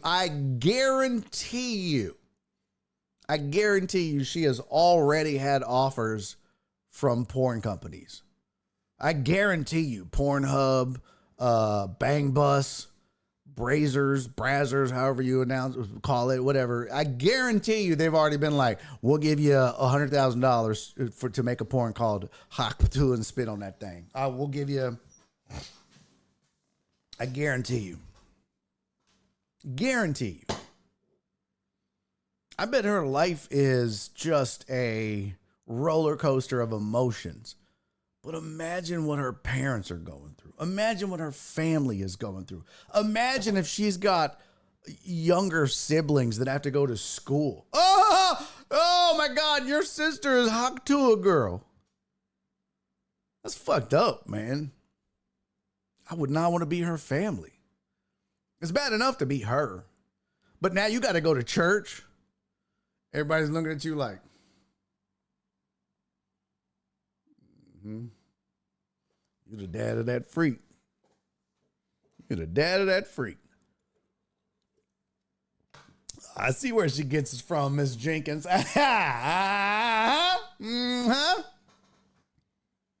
Sucks, man. Her life has changed forever. Because she can't just be normal after this. You know what I mean? Like, she can't just, I mean, maybe one day people forget about it, but she's going to always be recognized as the Hauk Tuah girl. Always. People aren't just going to forget it. People aren't just going to be like, never mind, we'll let it go. 30 years from now, when she wants to do something, some dude is going to be like, yo, you're the Hauk Tuah girl. She'll be like, oh, I'm just trying to get a job as a nun. Would you please? She's going to have to dye her hair black. Bro, she got to do more than that. She's going to have to get her teeth fixed. Okay, that was a little mean.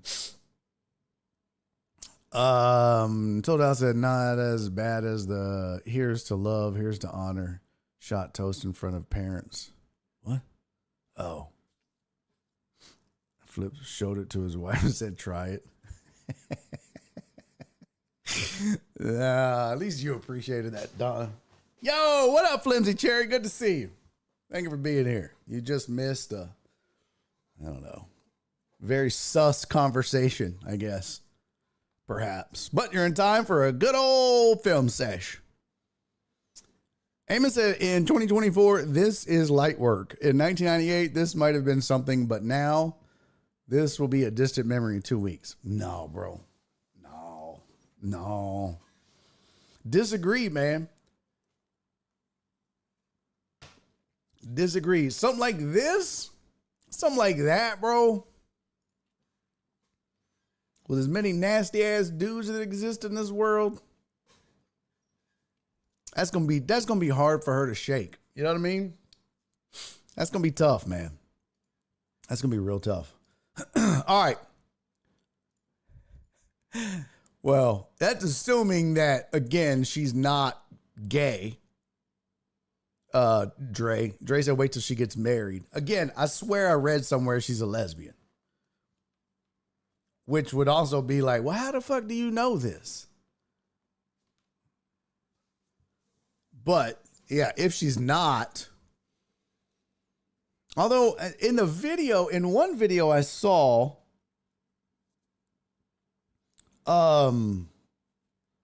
Flimsy Cherry said lesbians experiment sometimes. Don't be damn. Dre, you have a good point though, bro. Like her current boyfriend. Nice. Yo, Cheshire Cat. Thank you for the follow, man. Much appreciated. Or sir, I don't know. Shit, I shouldn't jump to conclusions. Thank you for the follow, Cheshire Cat. Much appreciated. Welcome to the show. I'm Barry Laminack. This is Barry on Deck. It's actually a sports talk and entertainment show. We just happen to be entertainmenting right now. We'll be sports talking in a little bit. Well, later. We've been doing it all morning. But we're actually entertaining right now. But welcome to the show. Make yourself at home. We do this every day, Monday through Thursday. Welcome to the family. Bathrooms are down the hall on the right, on the left. Kitchen's on the right. Please don't touch any food in the refrigerator that's not yours. Please don't do cocaine in the bathrooms. No whores after 9. Welcome in.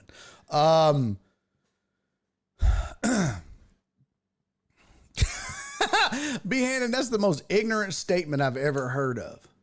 B. Hannon said you can't Hauk Tuah on a strap-on. Yes, you can. I mean, especially if you're out of lube, you kind of have to sometimes.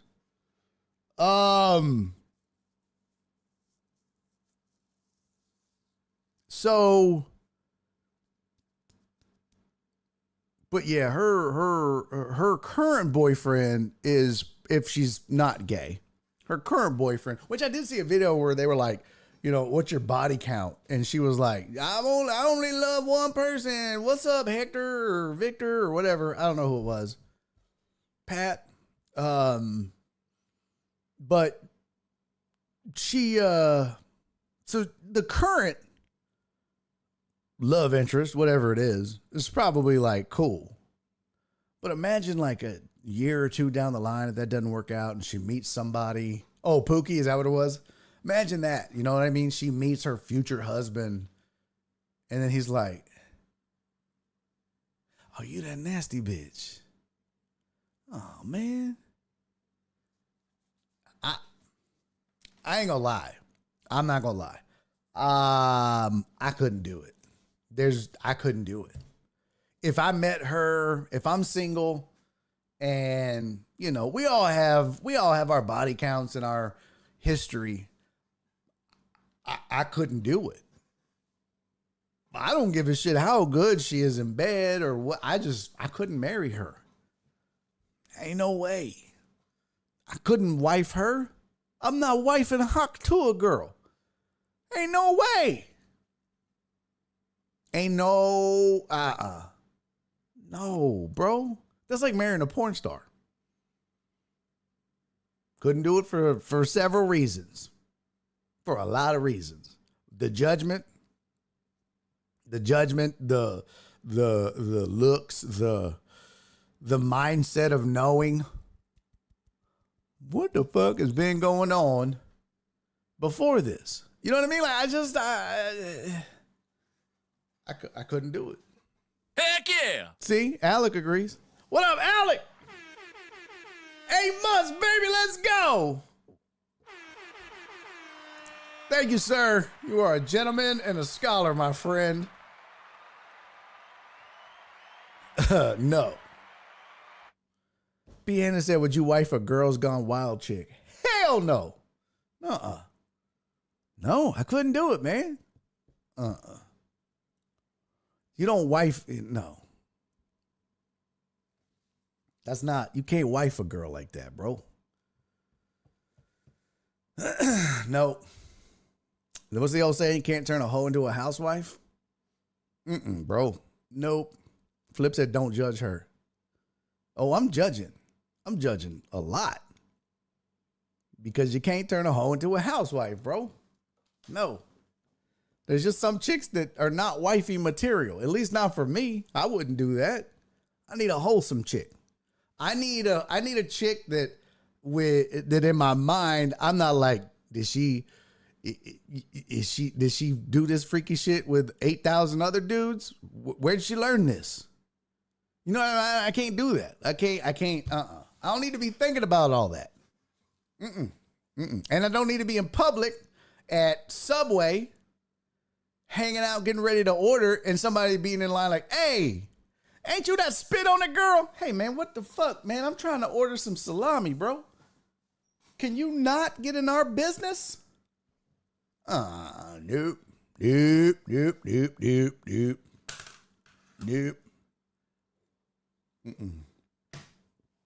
Nope. I just need me a friendly, not a friendly, I'm reading Total Analysis. I just need me a wholesome woman. No thanks. Phillies Jerry said it's hard finding any woman to wife out there, to be honest. I got in early. I got me a wholesome, sweet, wonderful woman back in 1998. Locked it up. I was like, come on. Done. Get it in. Told I said, in my single life, I refuse to date anyone that dated a friend or family member. That's a good rule. Damn. Jared says she's a white girl. They all look the same, right? I mean, a little bit. A little bit. All right, let's get to our film session. I've been promising this forever. I'll be damned. I'll be damned if I don't do it today.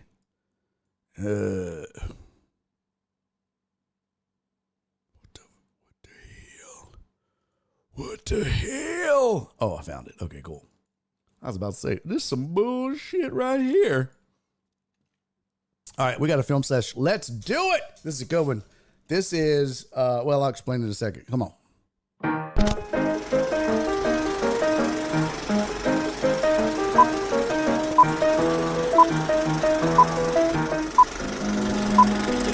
And now it's time for a film session.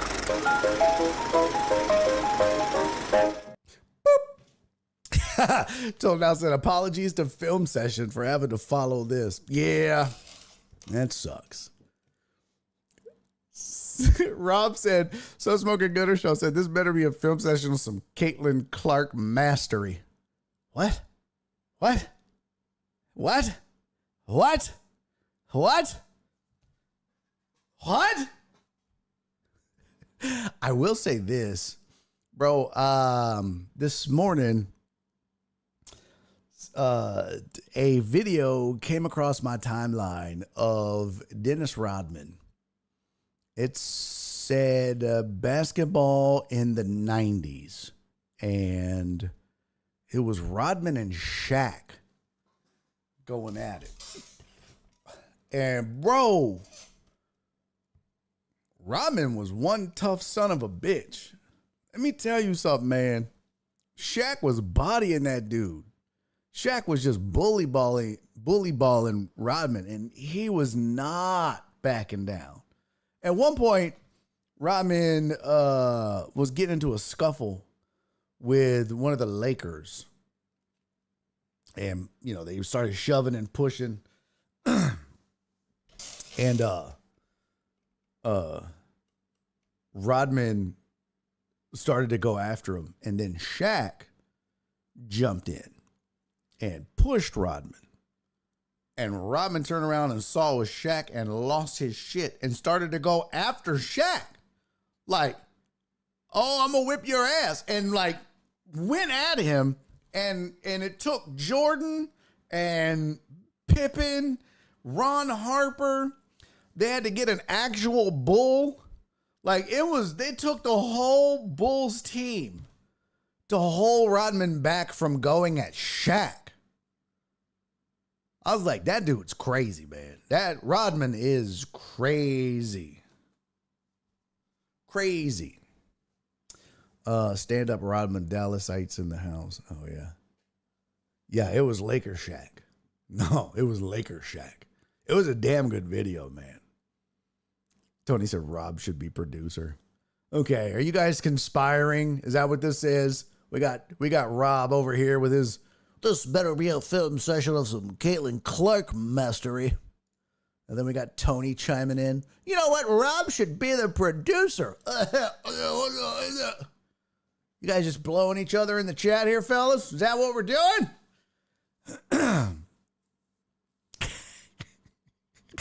Erkerson, I said, I bet Donna regrets showing up today after that last segment. Poor Donna. Just the sweetest sweetheart of a lady. Puts up with so much bullshit on this show. Love her to death. She fights through it, though, like a champ. I tell you what, she does. She puts up with a lot of y'all's bullshit just to support me in this show. I love her. God love her. No NBA fake fights then. Oh, God, no. Not in the 90s. No. All right. Here's your film session. This occurred on Father's Day. It is a 3v3 that took place on a golf course between 6 grown-ass men. I don't even remember who sent this to me, but these 6 grown-ass men got into a fight on a golf course, something I've come close to doing several times. Now, surprisingly, nobody used a golf club. And I'm like, why? If we're fighting on a golf course, why are we not using clubs? But these 6 gentlemen just went straight up fisticuffs. And it went, as you know, for those of you that have watched film sessions, and for those of you that haven't, what we do in a film session is I play the video for you and then we break it down. All right? So, here we go.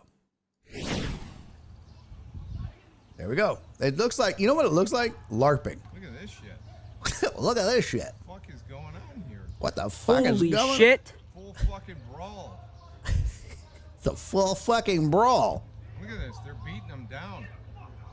Guy's got his shirt over his head. Where are you going with the camera, bro? Fuck. Ooh, took him down. Ooh. Ooh.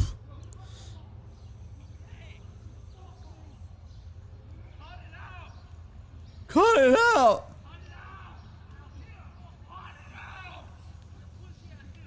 Ooh. Cheap shot. Ooh. I tell you, it starts off humorously, right? Like the way it starts is pretty hilarious because they're all just like, what the fuck, man? And then it kind of gets real serious. So let's break it down. Hold on. I was looking for the volume. I don't know if you could hear it all. Let me see. Where's my volume at on this bitch? Oh, it's because I have all these drops in here. There it goes. Okay. I think I can turn it up a little bit here. Here we go. All right. So let's watch from the get-go. So Jared said, can you zoom in a little? Yeah, let me see if I can make that happen here.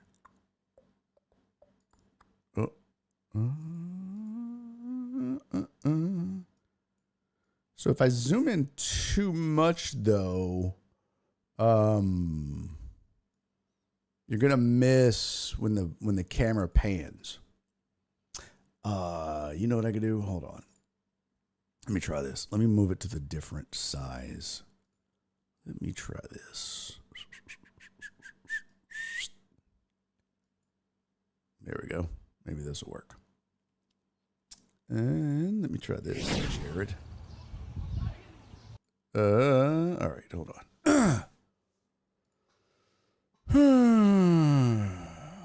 Okay. There we go. Now we're cooking with grease.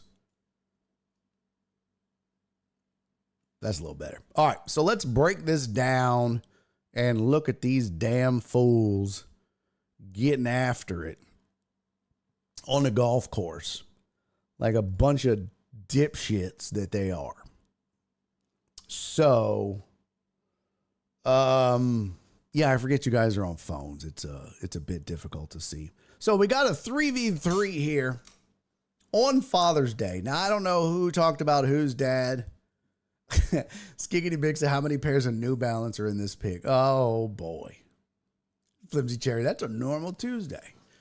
So, I watched this several times, and I can tell you that this really takes a turn about halfway through. All right, so let's just start watching. Here we go. All right, now let's watch the foreground first. All right, so let's start with guy in the black shirt up front, when guy in the white shirt up front.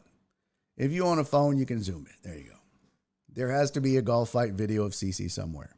It's usually just her fighting the course. Come on, what? Hadouken! Let's go. All right. Someone found his soundboard. Slowly getting there. I just got to remember where they're all at. Let's go. Let's see. Yeah. Okay. Deanna said a Ryu drop. I like it. Yes. All right. What? Oh yeah, you can zoom, huh? Yeah, you can just pinch zoom on your phone if you wanted to. And you can like turn it sideways and do that too. All right. So let's just watch the first two. Okay? Let's just watch these two up front. Dude in the black shirt.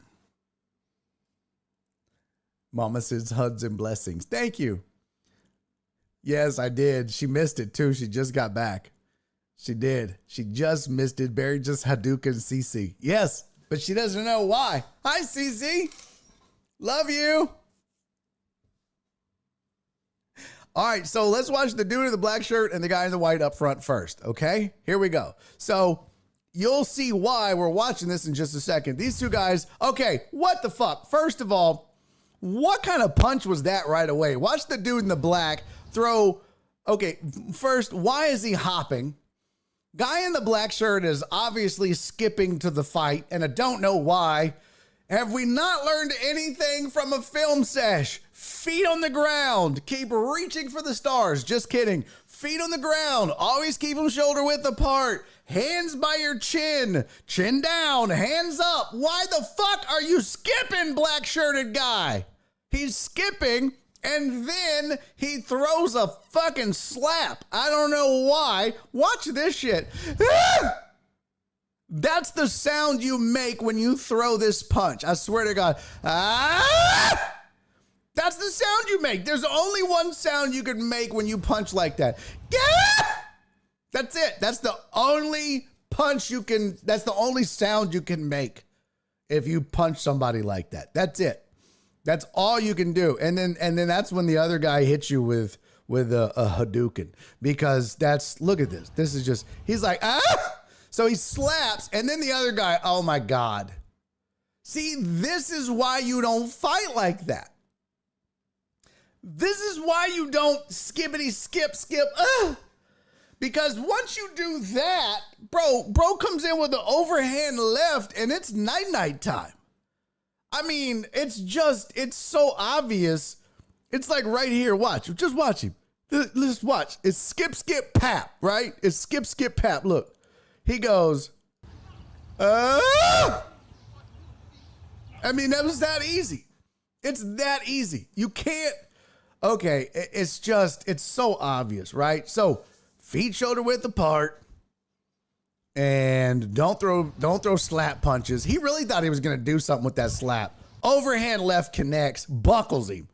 Buckles him.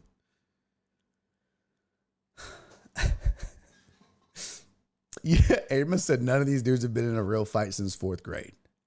Facts. And I really want to be able to, let's see.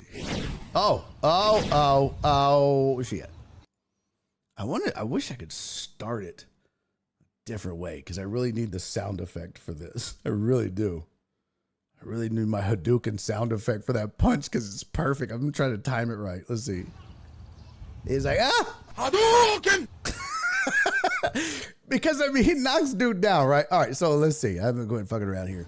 So he throws the slap punch. He gets knocked down. Left knee buckles, right?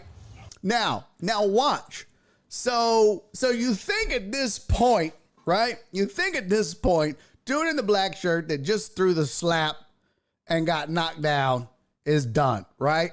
I would have thought a lesser man would be out. But this is why I say we got to watch this fight first. Because he gets up. He's like, you dirty bitch. Now, what's crazy is my man that just threw a beautiful overhand counter left.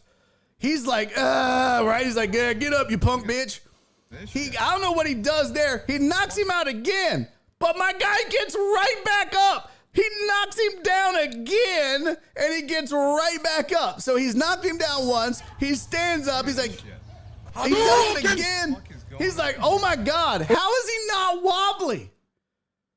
My dude has taken 2 really, really good punches on the button. I mean, 2 really nasty punches, right? He got up from 1. He got up from the 1. That's good. Uh-oh. He got up from the 1, and that was fine. And then he got hit again. Holy shit. And so then, now they're standing there facing each other, right? Now, look. So. Holy shit. So, I don't know why he's slapping still, okay? But we're just going to keep watching these 2, okay? We're just going to keep watching these 2. So, he's slapping, okay? He's slapping. Now, I don't know why the other guy has stopped fighting him. Okay, he's just stopped. But they pan away, and then when they come back... Ooh, took him down. Where the fuck did the dude in the black shirt go? I don't know, okay? I don't know where the dude in the black shirt went. Where did he go?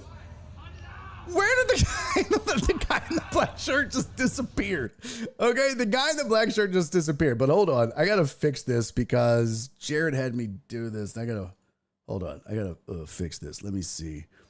There we go. This stupid ass cameraman. I don't know. Oh, there's the black shirted guy. All right, so. Oh, okay. Well, we got to move over here a little bit. Yeah, see, Jared, you got me all fucked here. Let's see. There's the edge of it. Okay. So. Look at this. They're beating them down. So we'll focus on these 2 next. But what's crazy is that dude took 2 solid punches like it was nothing, right? But I don't know where he really went. I don't know at that point, like, where he went. What I do know is... Ooh, took him down. The other guy that was fighting him is a mean son of a bitch. Let's back it up. Now, if we look at that same 2, all right, watch up front. Watch the guy that knocks the guy down in the black shirt, right? Black shirt gets up.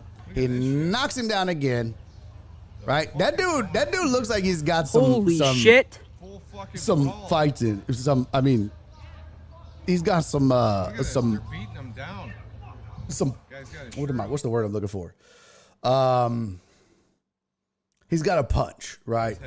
Now, you want that guy and you're forcing for this reason. Yeah, he looks like he can fight. So then, as these other 4 dudes, which we're going to break their fights down in a minute, as they're tussling, right? We get past all this bullshit. We'll come back to it. Now, our black shirted guy is gone. And now this guy with his back to us, and that's the same guy in the white shirt.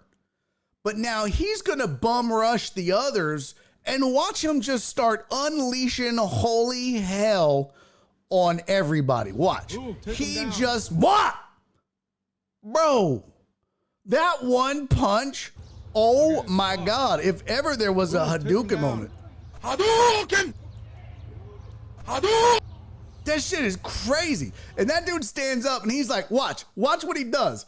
So he punches this fat boy. Pop! He punches him twice, right? He punches him again. He punched that dude 3 times. That fat sumbitch stands up and walks off. He's like, yep, fuck this shit. I'm not fighting no more. He literally, he punched this man out of the fight. He's like, well, I'm done with this shit. I'm not. He staggered and walked off. He punched that man out of the fight. This man is single-handedly now taken out 2 of the opposing team fighters.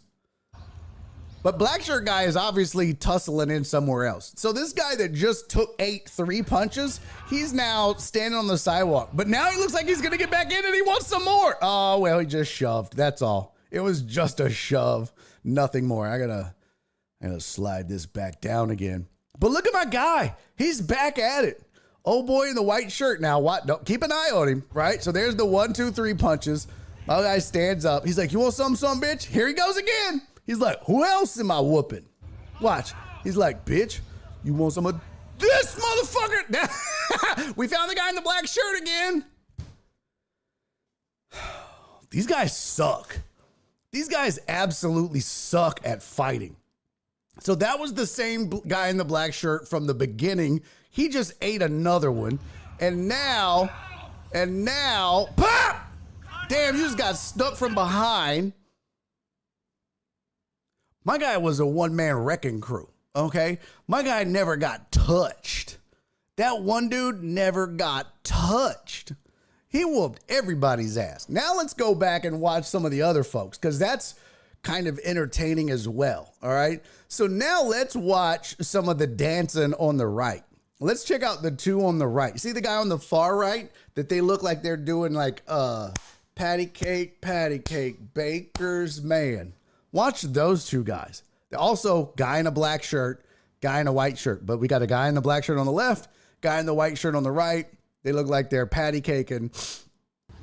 Okay, so guy in the black shirt threw 1 punch. Guy in the white shirt is backing up. Watch his feet. Again, can't get your feet side by side or next to each other. You'll fall over. Almost lost his balance. Okay, put his hands up. Not very good, though, but he's kind of circling out, which is a good thing. If you're trying to avoid punches, you can circle out, circle away. But remember, keep your feet that same distance when you're circling. Don't put them together like he's doing, although that's a little better job of it. Truth be told, that wasn't bad. Truth be told, like, when you're backing up, if you have your feet like shoulder width apart like this, and you're fighting somebody, if you're like this and you're trying to get away, you never want to like put your feet together and back up like that and put your feet together. You always want to step back like that. Real fast though. And that's kind of what he did actually. Really good. Really, really good towards the end at least. Because if you put your feet together, that's when somebody punches you, that's when you fall over, and that's when you're fucked. Holy shit. Holy shit. So dude in the white, this is just turned into a racial fight. It's all white people, but it's definitely whites versus blacks. It's white shirts versus black shirts. So white shirt guy on the right has now circled out of danger, and he's drawing the dude in the black shirt in, but now watch. So dude in the black shirt comes bum rushing in. He's feeling it. He's not connecting. Oh! Shit. Guy in the white shirt connects, drops him. Oh, but old buddy from the other team in the white shirt gets on top of him and starts punching him in the head. And now, guy in the white shirt on the ground in the middle there goes for a leg, covers up a little bit, which is smart. If you're ever on the ground like that, you can cover up your head if you tuck it into their leg, but then dude starts hammer fisting him. I don't know what the cameraman's doing here. And then we get away, and now they're tussling again. Okay, I don't know what that move was from the other guy in the black. He's just wailing. This is just a hodgepodge of shit going on here. I don't know what's happening. Some guy just yelled, "Cut it out." Never in my life have I heard a grown man yell, "Cut it out," while he's fighting. Cut it out! Stop it! Cut it out! I've never heard a dude yell that while fighting. cut it out has never gotten another grown-ass man to stop whipping your ass. That's hilarious. I don't know, like here it just got to be just a lot of bodies. You know what I mean? I want to go back and let's check the third guy. This is a really interesting moment here. Jim said I've heard it from a guy who was losing. Touche. This is a really interesting moment. Now, we've broken down two parts of this fight. This is almost at the very beginning, right? We've broken down the two guys up front, or the two couples up front, guy in the white versus guy in the black, the first one that we broke down, and then the one on the right that's circled out and then caught the guy in the black shirt. But what the fuck is the dude on the left doing? How is he already on his back? How the fuck? So let's watch that. That's the third one over there. Guy's already on the ground. I don't know what's happening there. He's they're not really doing much, right? Like there was a little kick to the leg. He's defending himself. And then the big guy leaves. Oh, and that's what happened. So that's when it got transitioned to. Holy shit. Fucking brawl. I'm confused. I'm really confused here as to who's on whose team. Look at this shit. Because What the fuck is going on here? Holy shit. I don't know who's on whose team. So wait a goddamn minute. So the two dudes in the black shirts are fighting each other. And the two dudes in the white shirts are fighting each other, right? Over here, we've got obviously white on black shirt up front, white and black shirt on the right, and white and black fighting each other. So it's all white shirts versus black shirts, like I said. But then at some point, we end up with a black shirt versus a black shirt and a white shirt versus a white shirt. Holy shit. And I don't know what now it's just chaos. Because now we got a white shirt versus a white shirt. Guy's got his shirt over his head. Look at this fuck. And then this dude just comes in and just starts mollywopping everybody. What up? What up? I don't know. Yeah, I don't know whose team is whose here. He's coming in. He's like, hey, man, yeah, fuck you. And you get your bitch ass up. Like, I'm so confused. Cut it out. I don't know what that was. All I know is there was one dude in that whole crew that knew how to fight. As he said, that was a gentleman's game. One guy knew what he was doing. And the rest of them were just, you know what it really looked like was Larping. If you've ever watched a Larping video, that's what it was. That's all it was. It was just Larping for golf. That's it. It was just a bunch of, let's see if I can find a good Larping video. Let's go to, if you don't know what Larping is, it's live action role playing. Let's see, Larping battle. Let's see here. That doesn't seem very nice. That's naughty words. That's not saying nice things.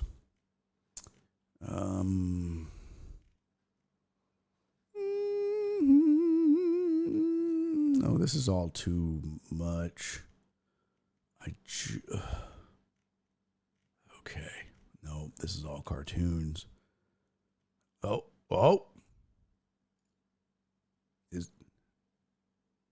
Nope. Okay, that's not it. This is. Nope. Yeah, now I can't. Oh, nope. Every time I think I find a good one, there's just. War of Sport. Aha, a look inside Larping. Oh, wow. That was aggressive. Now, it's not going to have sound. Donna said large volume of testosterone at its finest. That's what I see. Really, Donna? That was... I wouldn't say that was all testosterone. There was definitely some estrogen mixed in there for sure. One Deep said it's a battle royale at this point. Yeah, no shit, right? One Deep, what's up, man? Welcome to the show. You too, Edsy. Nerds! Edsy said, do you think they all went for a beer after? See you next week, fellas. By the way, you owe me $4. We were playing skins and...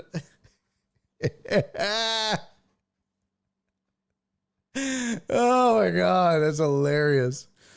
Oh, that's so funny. Stop it! Cut it out! That's so fucking great. Who's in a brawl and just yells, cut it out? Could you imagine? I couldn't imagine. I could not imagine. Dre, lightning bolt, lightning bolt. Yeah, I might need to get the audio for you for this because LARPing without audio is really not the same. In fact, yeah, hold on. YouTube. Yeah, I'm just going to grab it. I'm going to grab it and get the audio because you really need to hear it. I mean, you kind of do.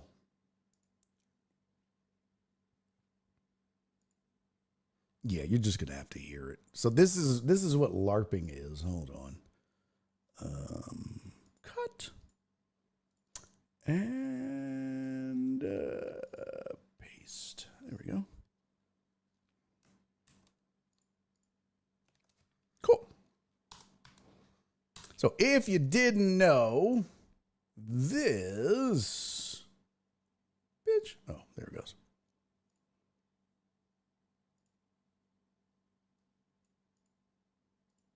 Let me reset all this stuff. What the heck? What the heck? Oh, wow. That got really wonky. Oh, there we go. Okay. So this is what LARPing is. Check this out.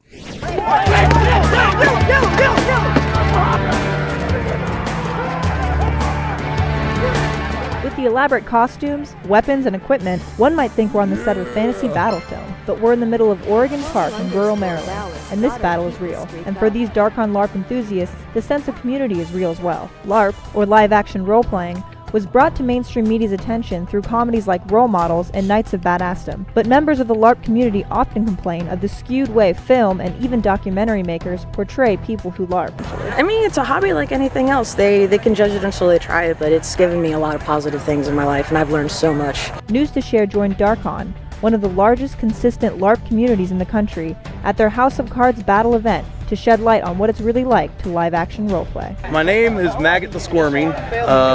Rank, I used to be former warlord of Shednazai. I'm the one that actually started all my friends and stuff into this. There's a lot of athleticism that goes with LARPing. I wear 70 pounds of armor. This ain't light, it ain't easy, and it's hot. It's a game with politics, and there's some people that like to go out there and hit people, and some people that like to go out and decide how you can hit people. We have a Senate that basically goes over rules and discussions and stuff like that, and we have an executive board that also finalizes rules and discussions. Noble Council is more like, hey, this person did something really, really bad and unsportsmanlike. That's when they step in. They're more the morality police. Despite the fringe culture of LARPing, many players don't see any difference between foam fighting and other types of sports competition. So they think that LARPing with the foam weapons is kind of lame. And it's a shame. They would have so much fun if they ever came out to an event. And I can pretty much guarantee anybody who loves any sort of physical thing, football players, rugby players, soccer players, anything physical, you're going to have a good time at Dark-on. The biggest misconception is that we're weird people. We cover the entire spectrum of humanity. We have lawyers, doctors, accountants, archaeologists. We're just normal, everyday people that love dressing up and living in a different time. Watch your back! God damn it! Gobos don't say that, they don't. Yo, what's of course, there's a lot of people that love dressing up and living in a different time. What's not normal about that? My favorite part is the very, very beginning When he's like, you're dead, you're dead, you're dead, you're dead, or something like that. I don't know what the fuck he was yelling. Hold on, let's see. But this is what he was yelling again. Look, check it out. Kill.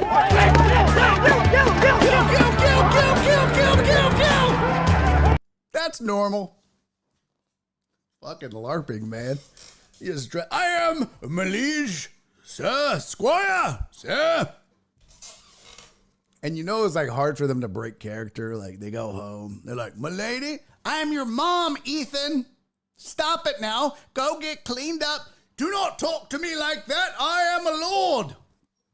"No, you're not. You're in 9th grade, Ethan. Stop it. I am the king of this castle."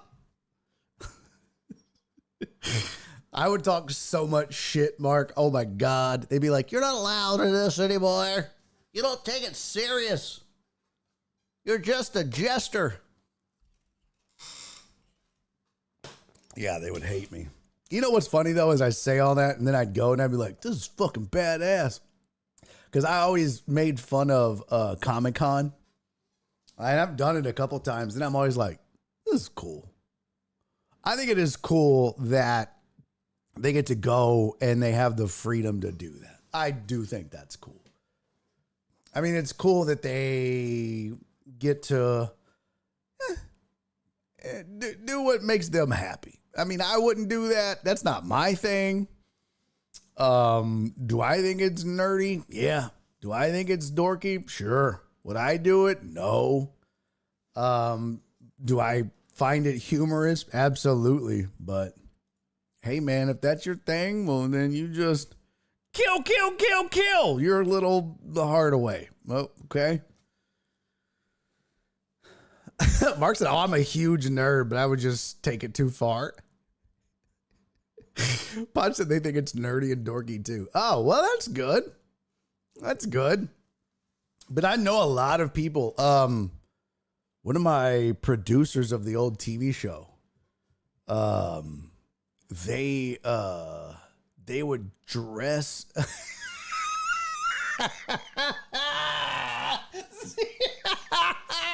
Cece goes, "Do y'all really, Potch?" Cece was all, kill. Oh my God, that's so great. Oh my God, that's hilarious. Oh, Jesus Christ, Cece, you are so funny. Oh my God. Hey, somebody call 911. Oh, Lord, need the ambulance. Potch is dead. Somebody call 911. Oh my God, that's so funny. I wonder why my button didn't work. Damn it. Play, bitch. Oh my God. As he said, kill. That's the equivalent of two-handed touch football. I got you. You're down. Oh my God. Yeah, one of my producers and his wife, they would do, well, I think it was more his wife, but she would do, they would do Dungeons and Dragons, but they would like meet up and they would do these big Dungeons and Dragons get-togethers. And it would be like an all-night thing, and they would, boy, they got into it, she said. They would like dress up, and I was like, really? She's like, oh, yeah. You want to go? And I was like, no. Fucking no. That doesn't sound fun at all. I would go to something like this. Like, here's what I would want to do. I would want to go to this. With the elaborate costumes, weapons, and equipment, one might think we're on the set of a fantasy battle film, but we're in the middle of Oregon Park. Yeah, I would definitely think I was on the side of a fantasy battlefield for sure, lady. I would want to go to this, but what I would want is you would bring me a bottle of Uncle Nearest, 1894, and a couple of cigars, and let me just sit and watch and record. And I would also need my laptop or phone so that I could write jokes and material, because Jesus Christ, I would need everybody to know that I'm not judging in a way that is meant to be mean. I just think you're really nerdy. In the nicest way possible. You're just the biggest dorky nerds. And I mean that in the sweetest, kindest, most loving way ever. I do. I mean, and why is this guy's shaft so long? Well, look at this guy's shaft. Is he the king? Why is his shaft? What is that? Shouldn't he be on a horse jousting somebody? How do you even get that in position to stab someone with that thing? Rob said we could tailgate this shit. Fuck yes, we could. Oh, Amos got it. Pause.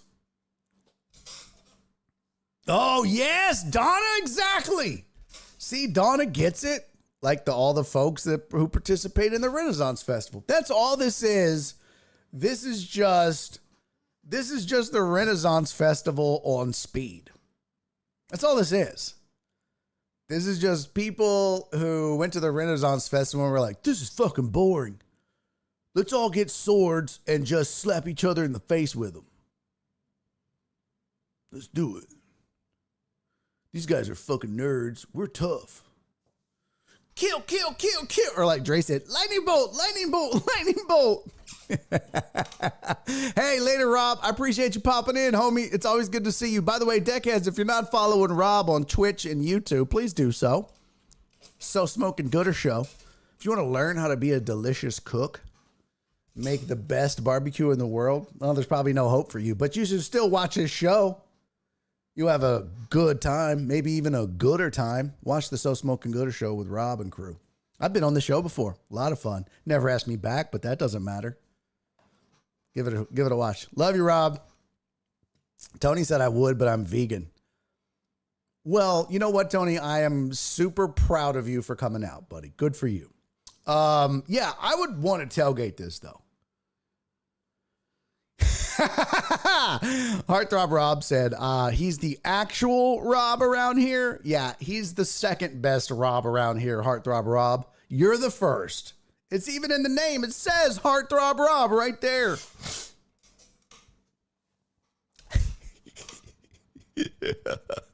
Fucking Joe Pro. Joe Pro said, sir, that is obviously a level 128 shaft, which can only be obtained by capturing a Congolese dragon worm. Joe Pro, that's hilarious, man. How long did it take you to come up with all that? Joe Pro was out here fucking Googling. Joe Pro was out here going through his Dungeons and Dragons glossary. I'm a level 12 Palladian or whatever, Paladin, whatever the fuck it is. Oh, the lightning bolt video? Aha. Aha. Let's see what that is. Let's see. That's from a movie, right? Yes.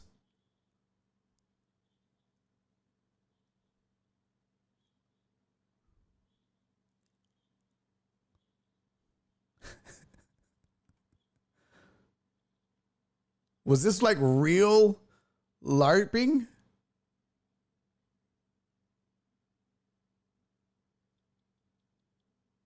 Was that real LARPing? Was that from like real live ass LARPing? Potch? Oh my God, they really took that shit serious. You could tell. They were like, yeah!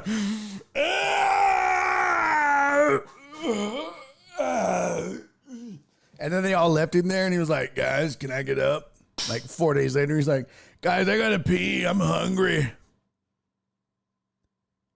Guys? They fucking left me. Guys, what the fuck, man? This is fucking great. We gotta watch this, then we gotta go. Don't leave yet, bitches. I'm gonna show you this real ass lightning bolt. Lightning bolt! Lightning bolt! This is great. Oh, we gotta download this. This is fantastic. Let's see here. Lightning bolt! Lightning bolt! This is fucking great. He's throwing real shit at him. He's like, sleep! Sleep! Sleep! Fruit! Cece said Flip gets a sub and thinks he's in charge of things, letting it go to his head. Someone timeout Flip. Hey, what's up? Total Dallas somebody finally commented from Facebook at with 5 o'clock on the dot. We finally got our first chat message from Facebook. I ain't firing that bitch up tomorrow. I'm gonna tell you right now. Today will be the last day. By the way, Total Dallas, thank you for the $2 super chat, man. Am I sticking with the Maple Leafs? He asked. I forgot to thank you for that the other day or earlier. Yes. I guess. I don't know. I never really truly felt invested with the Maple Leafs. I tell you the truth, I really did like the Stars last year. But I did like the Oilers as well from last year. There was 3 teams that I really kind of enjoyed watching last year. The Knights, the Stars, and the Oilers were all fun to watch last year. And I didn't watch anything this year, so. Yeah. Facebook chat greater than Twitch chat. What? People are nerdy, geeky about some hobbies from sports to basket weaving, puzzles to skydiving. Yeah, that's true. That's true. That's true. All right, here we go. This is the last video we're going to watch. And then we're getting the hell out of Dodge. Uh-oh. Where'd it go? Uh-oh. Oh, here we go. Lightning bolt. Lightning bolt. Virgin.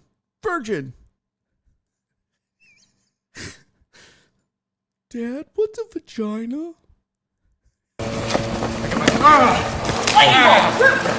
Lightning ball!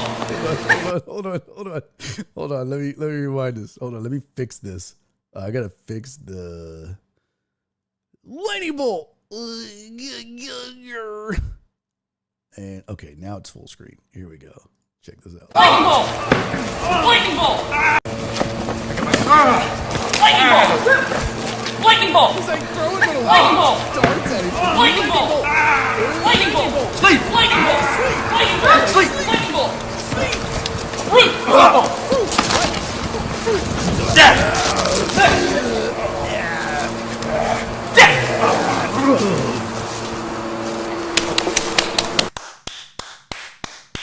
It's fucking awesome, man.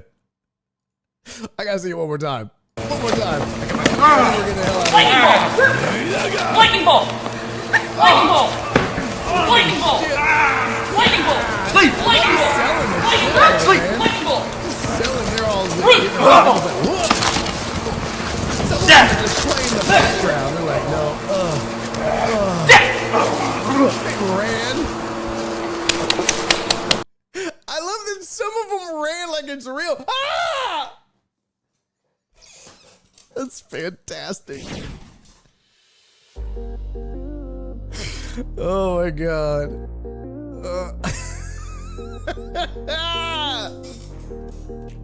See just how many lightning bolts does it take to die? Terrence said, I would have been beat up as a child.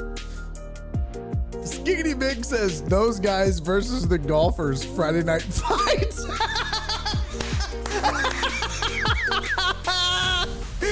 Oh, good God, that's great. Joe Pro, good God almighty. Oh my God, that's fantastic. Donna, I love you, sweetie. Thank you for being here.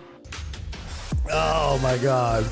Hey, Uriel, thank you, buddy. I appreciate you hanging out with us today, man. Always good to see you in the chat. All of you. It's always good to see all of you in the chat. Thanks for being here. Thanks for being a part of the show every single day, man. Hope you guys had fun.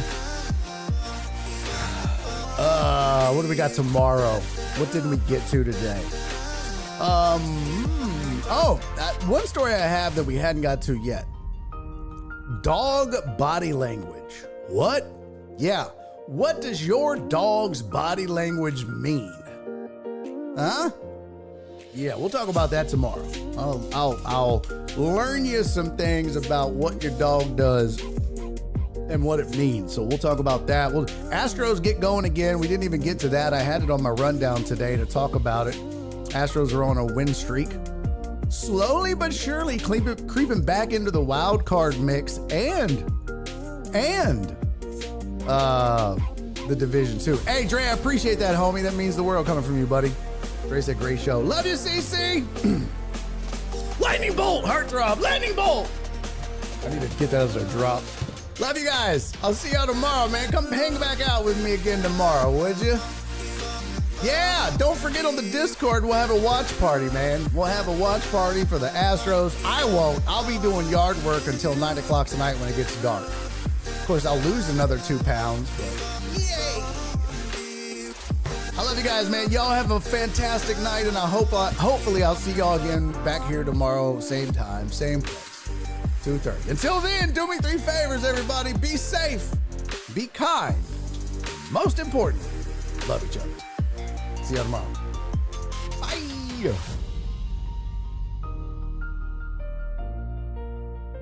Hey, bye, John Dorier. Good to see you, buddy. Lightning bolt! And he's making a YouTube video!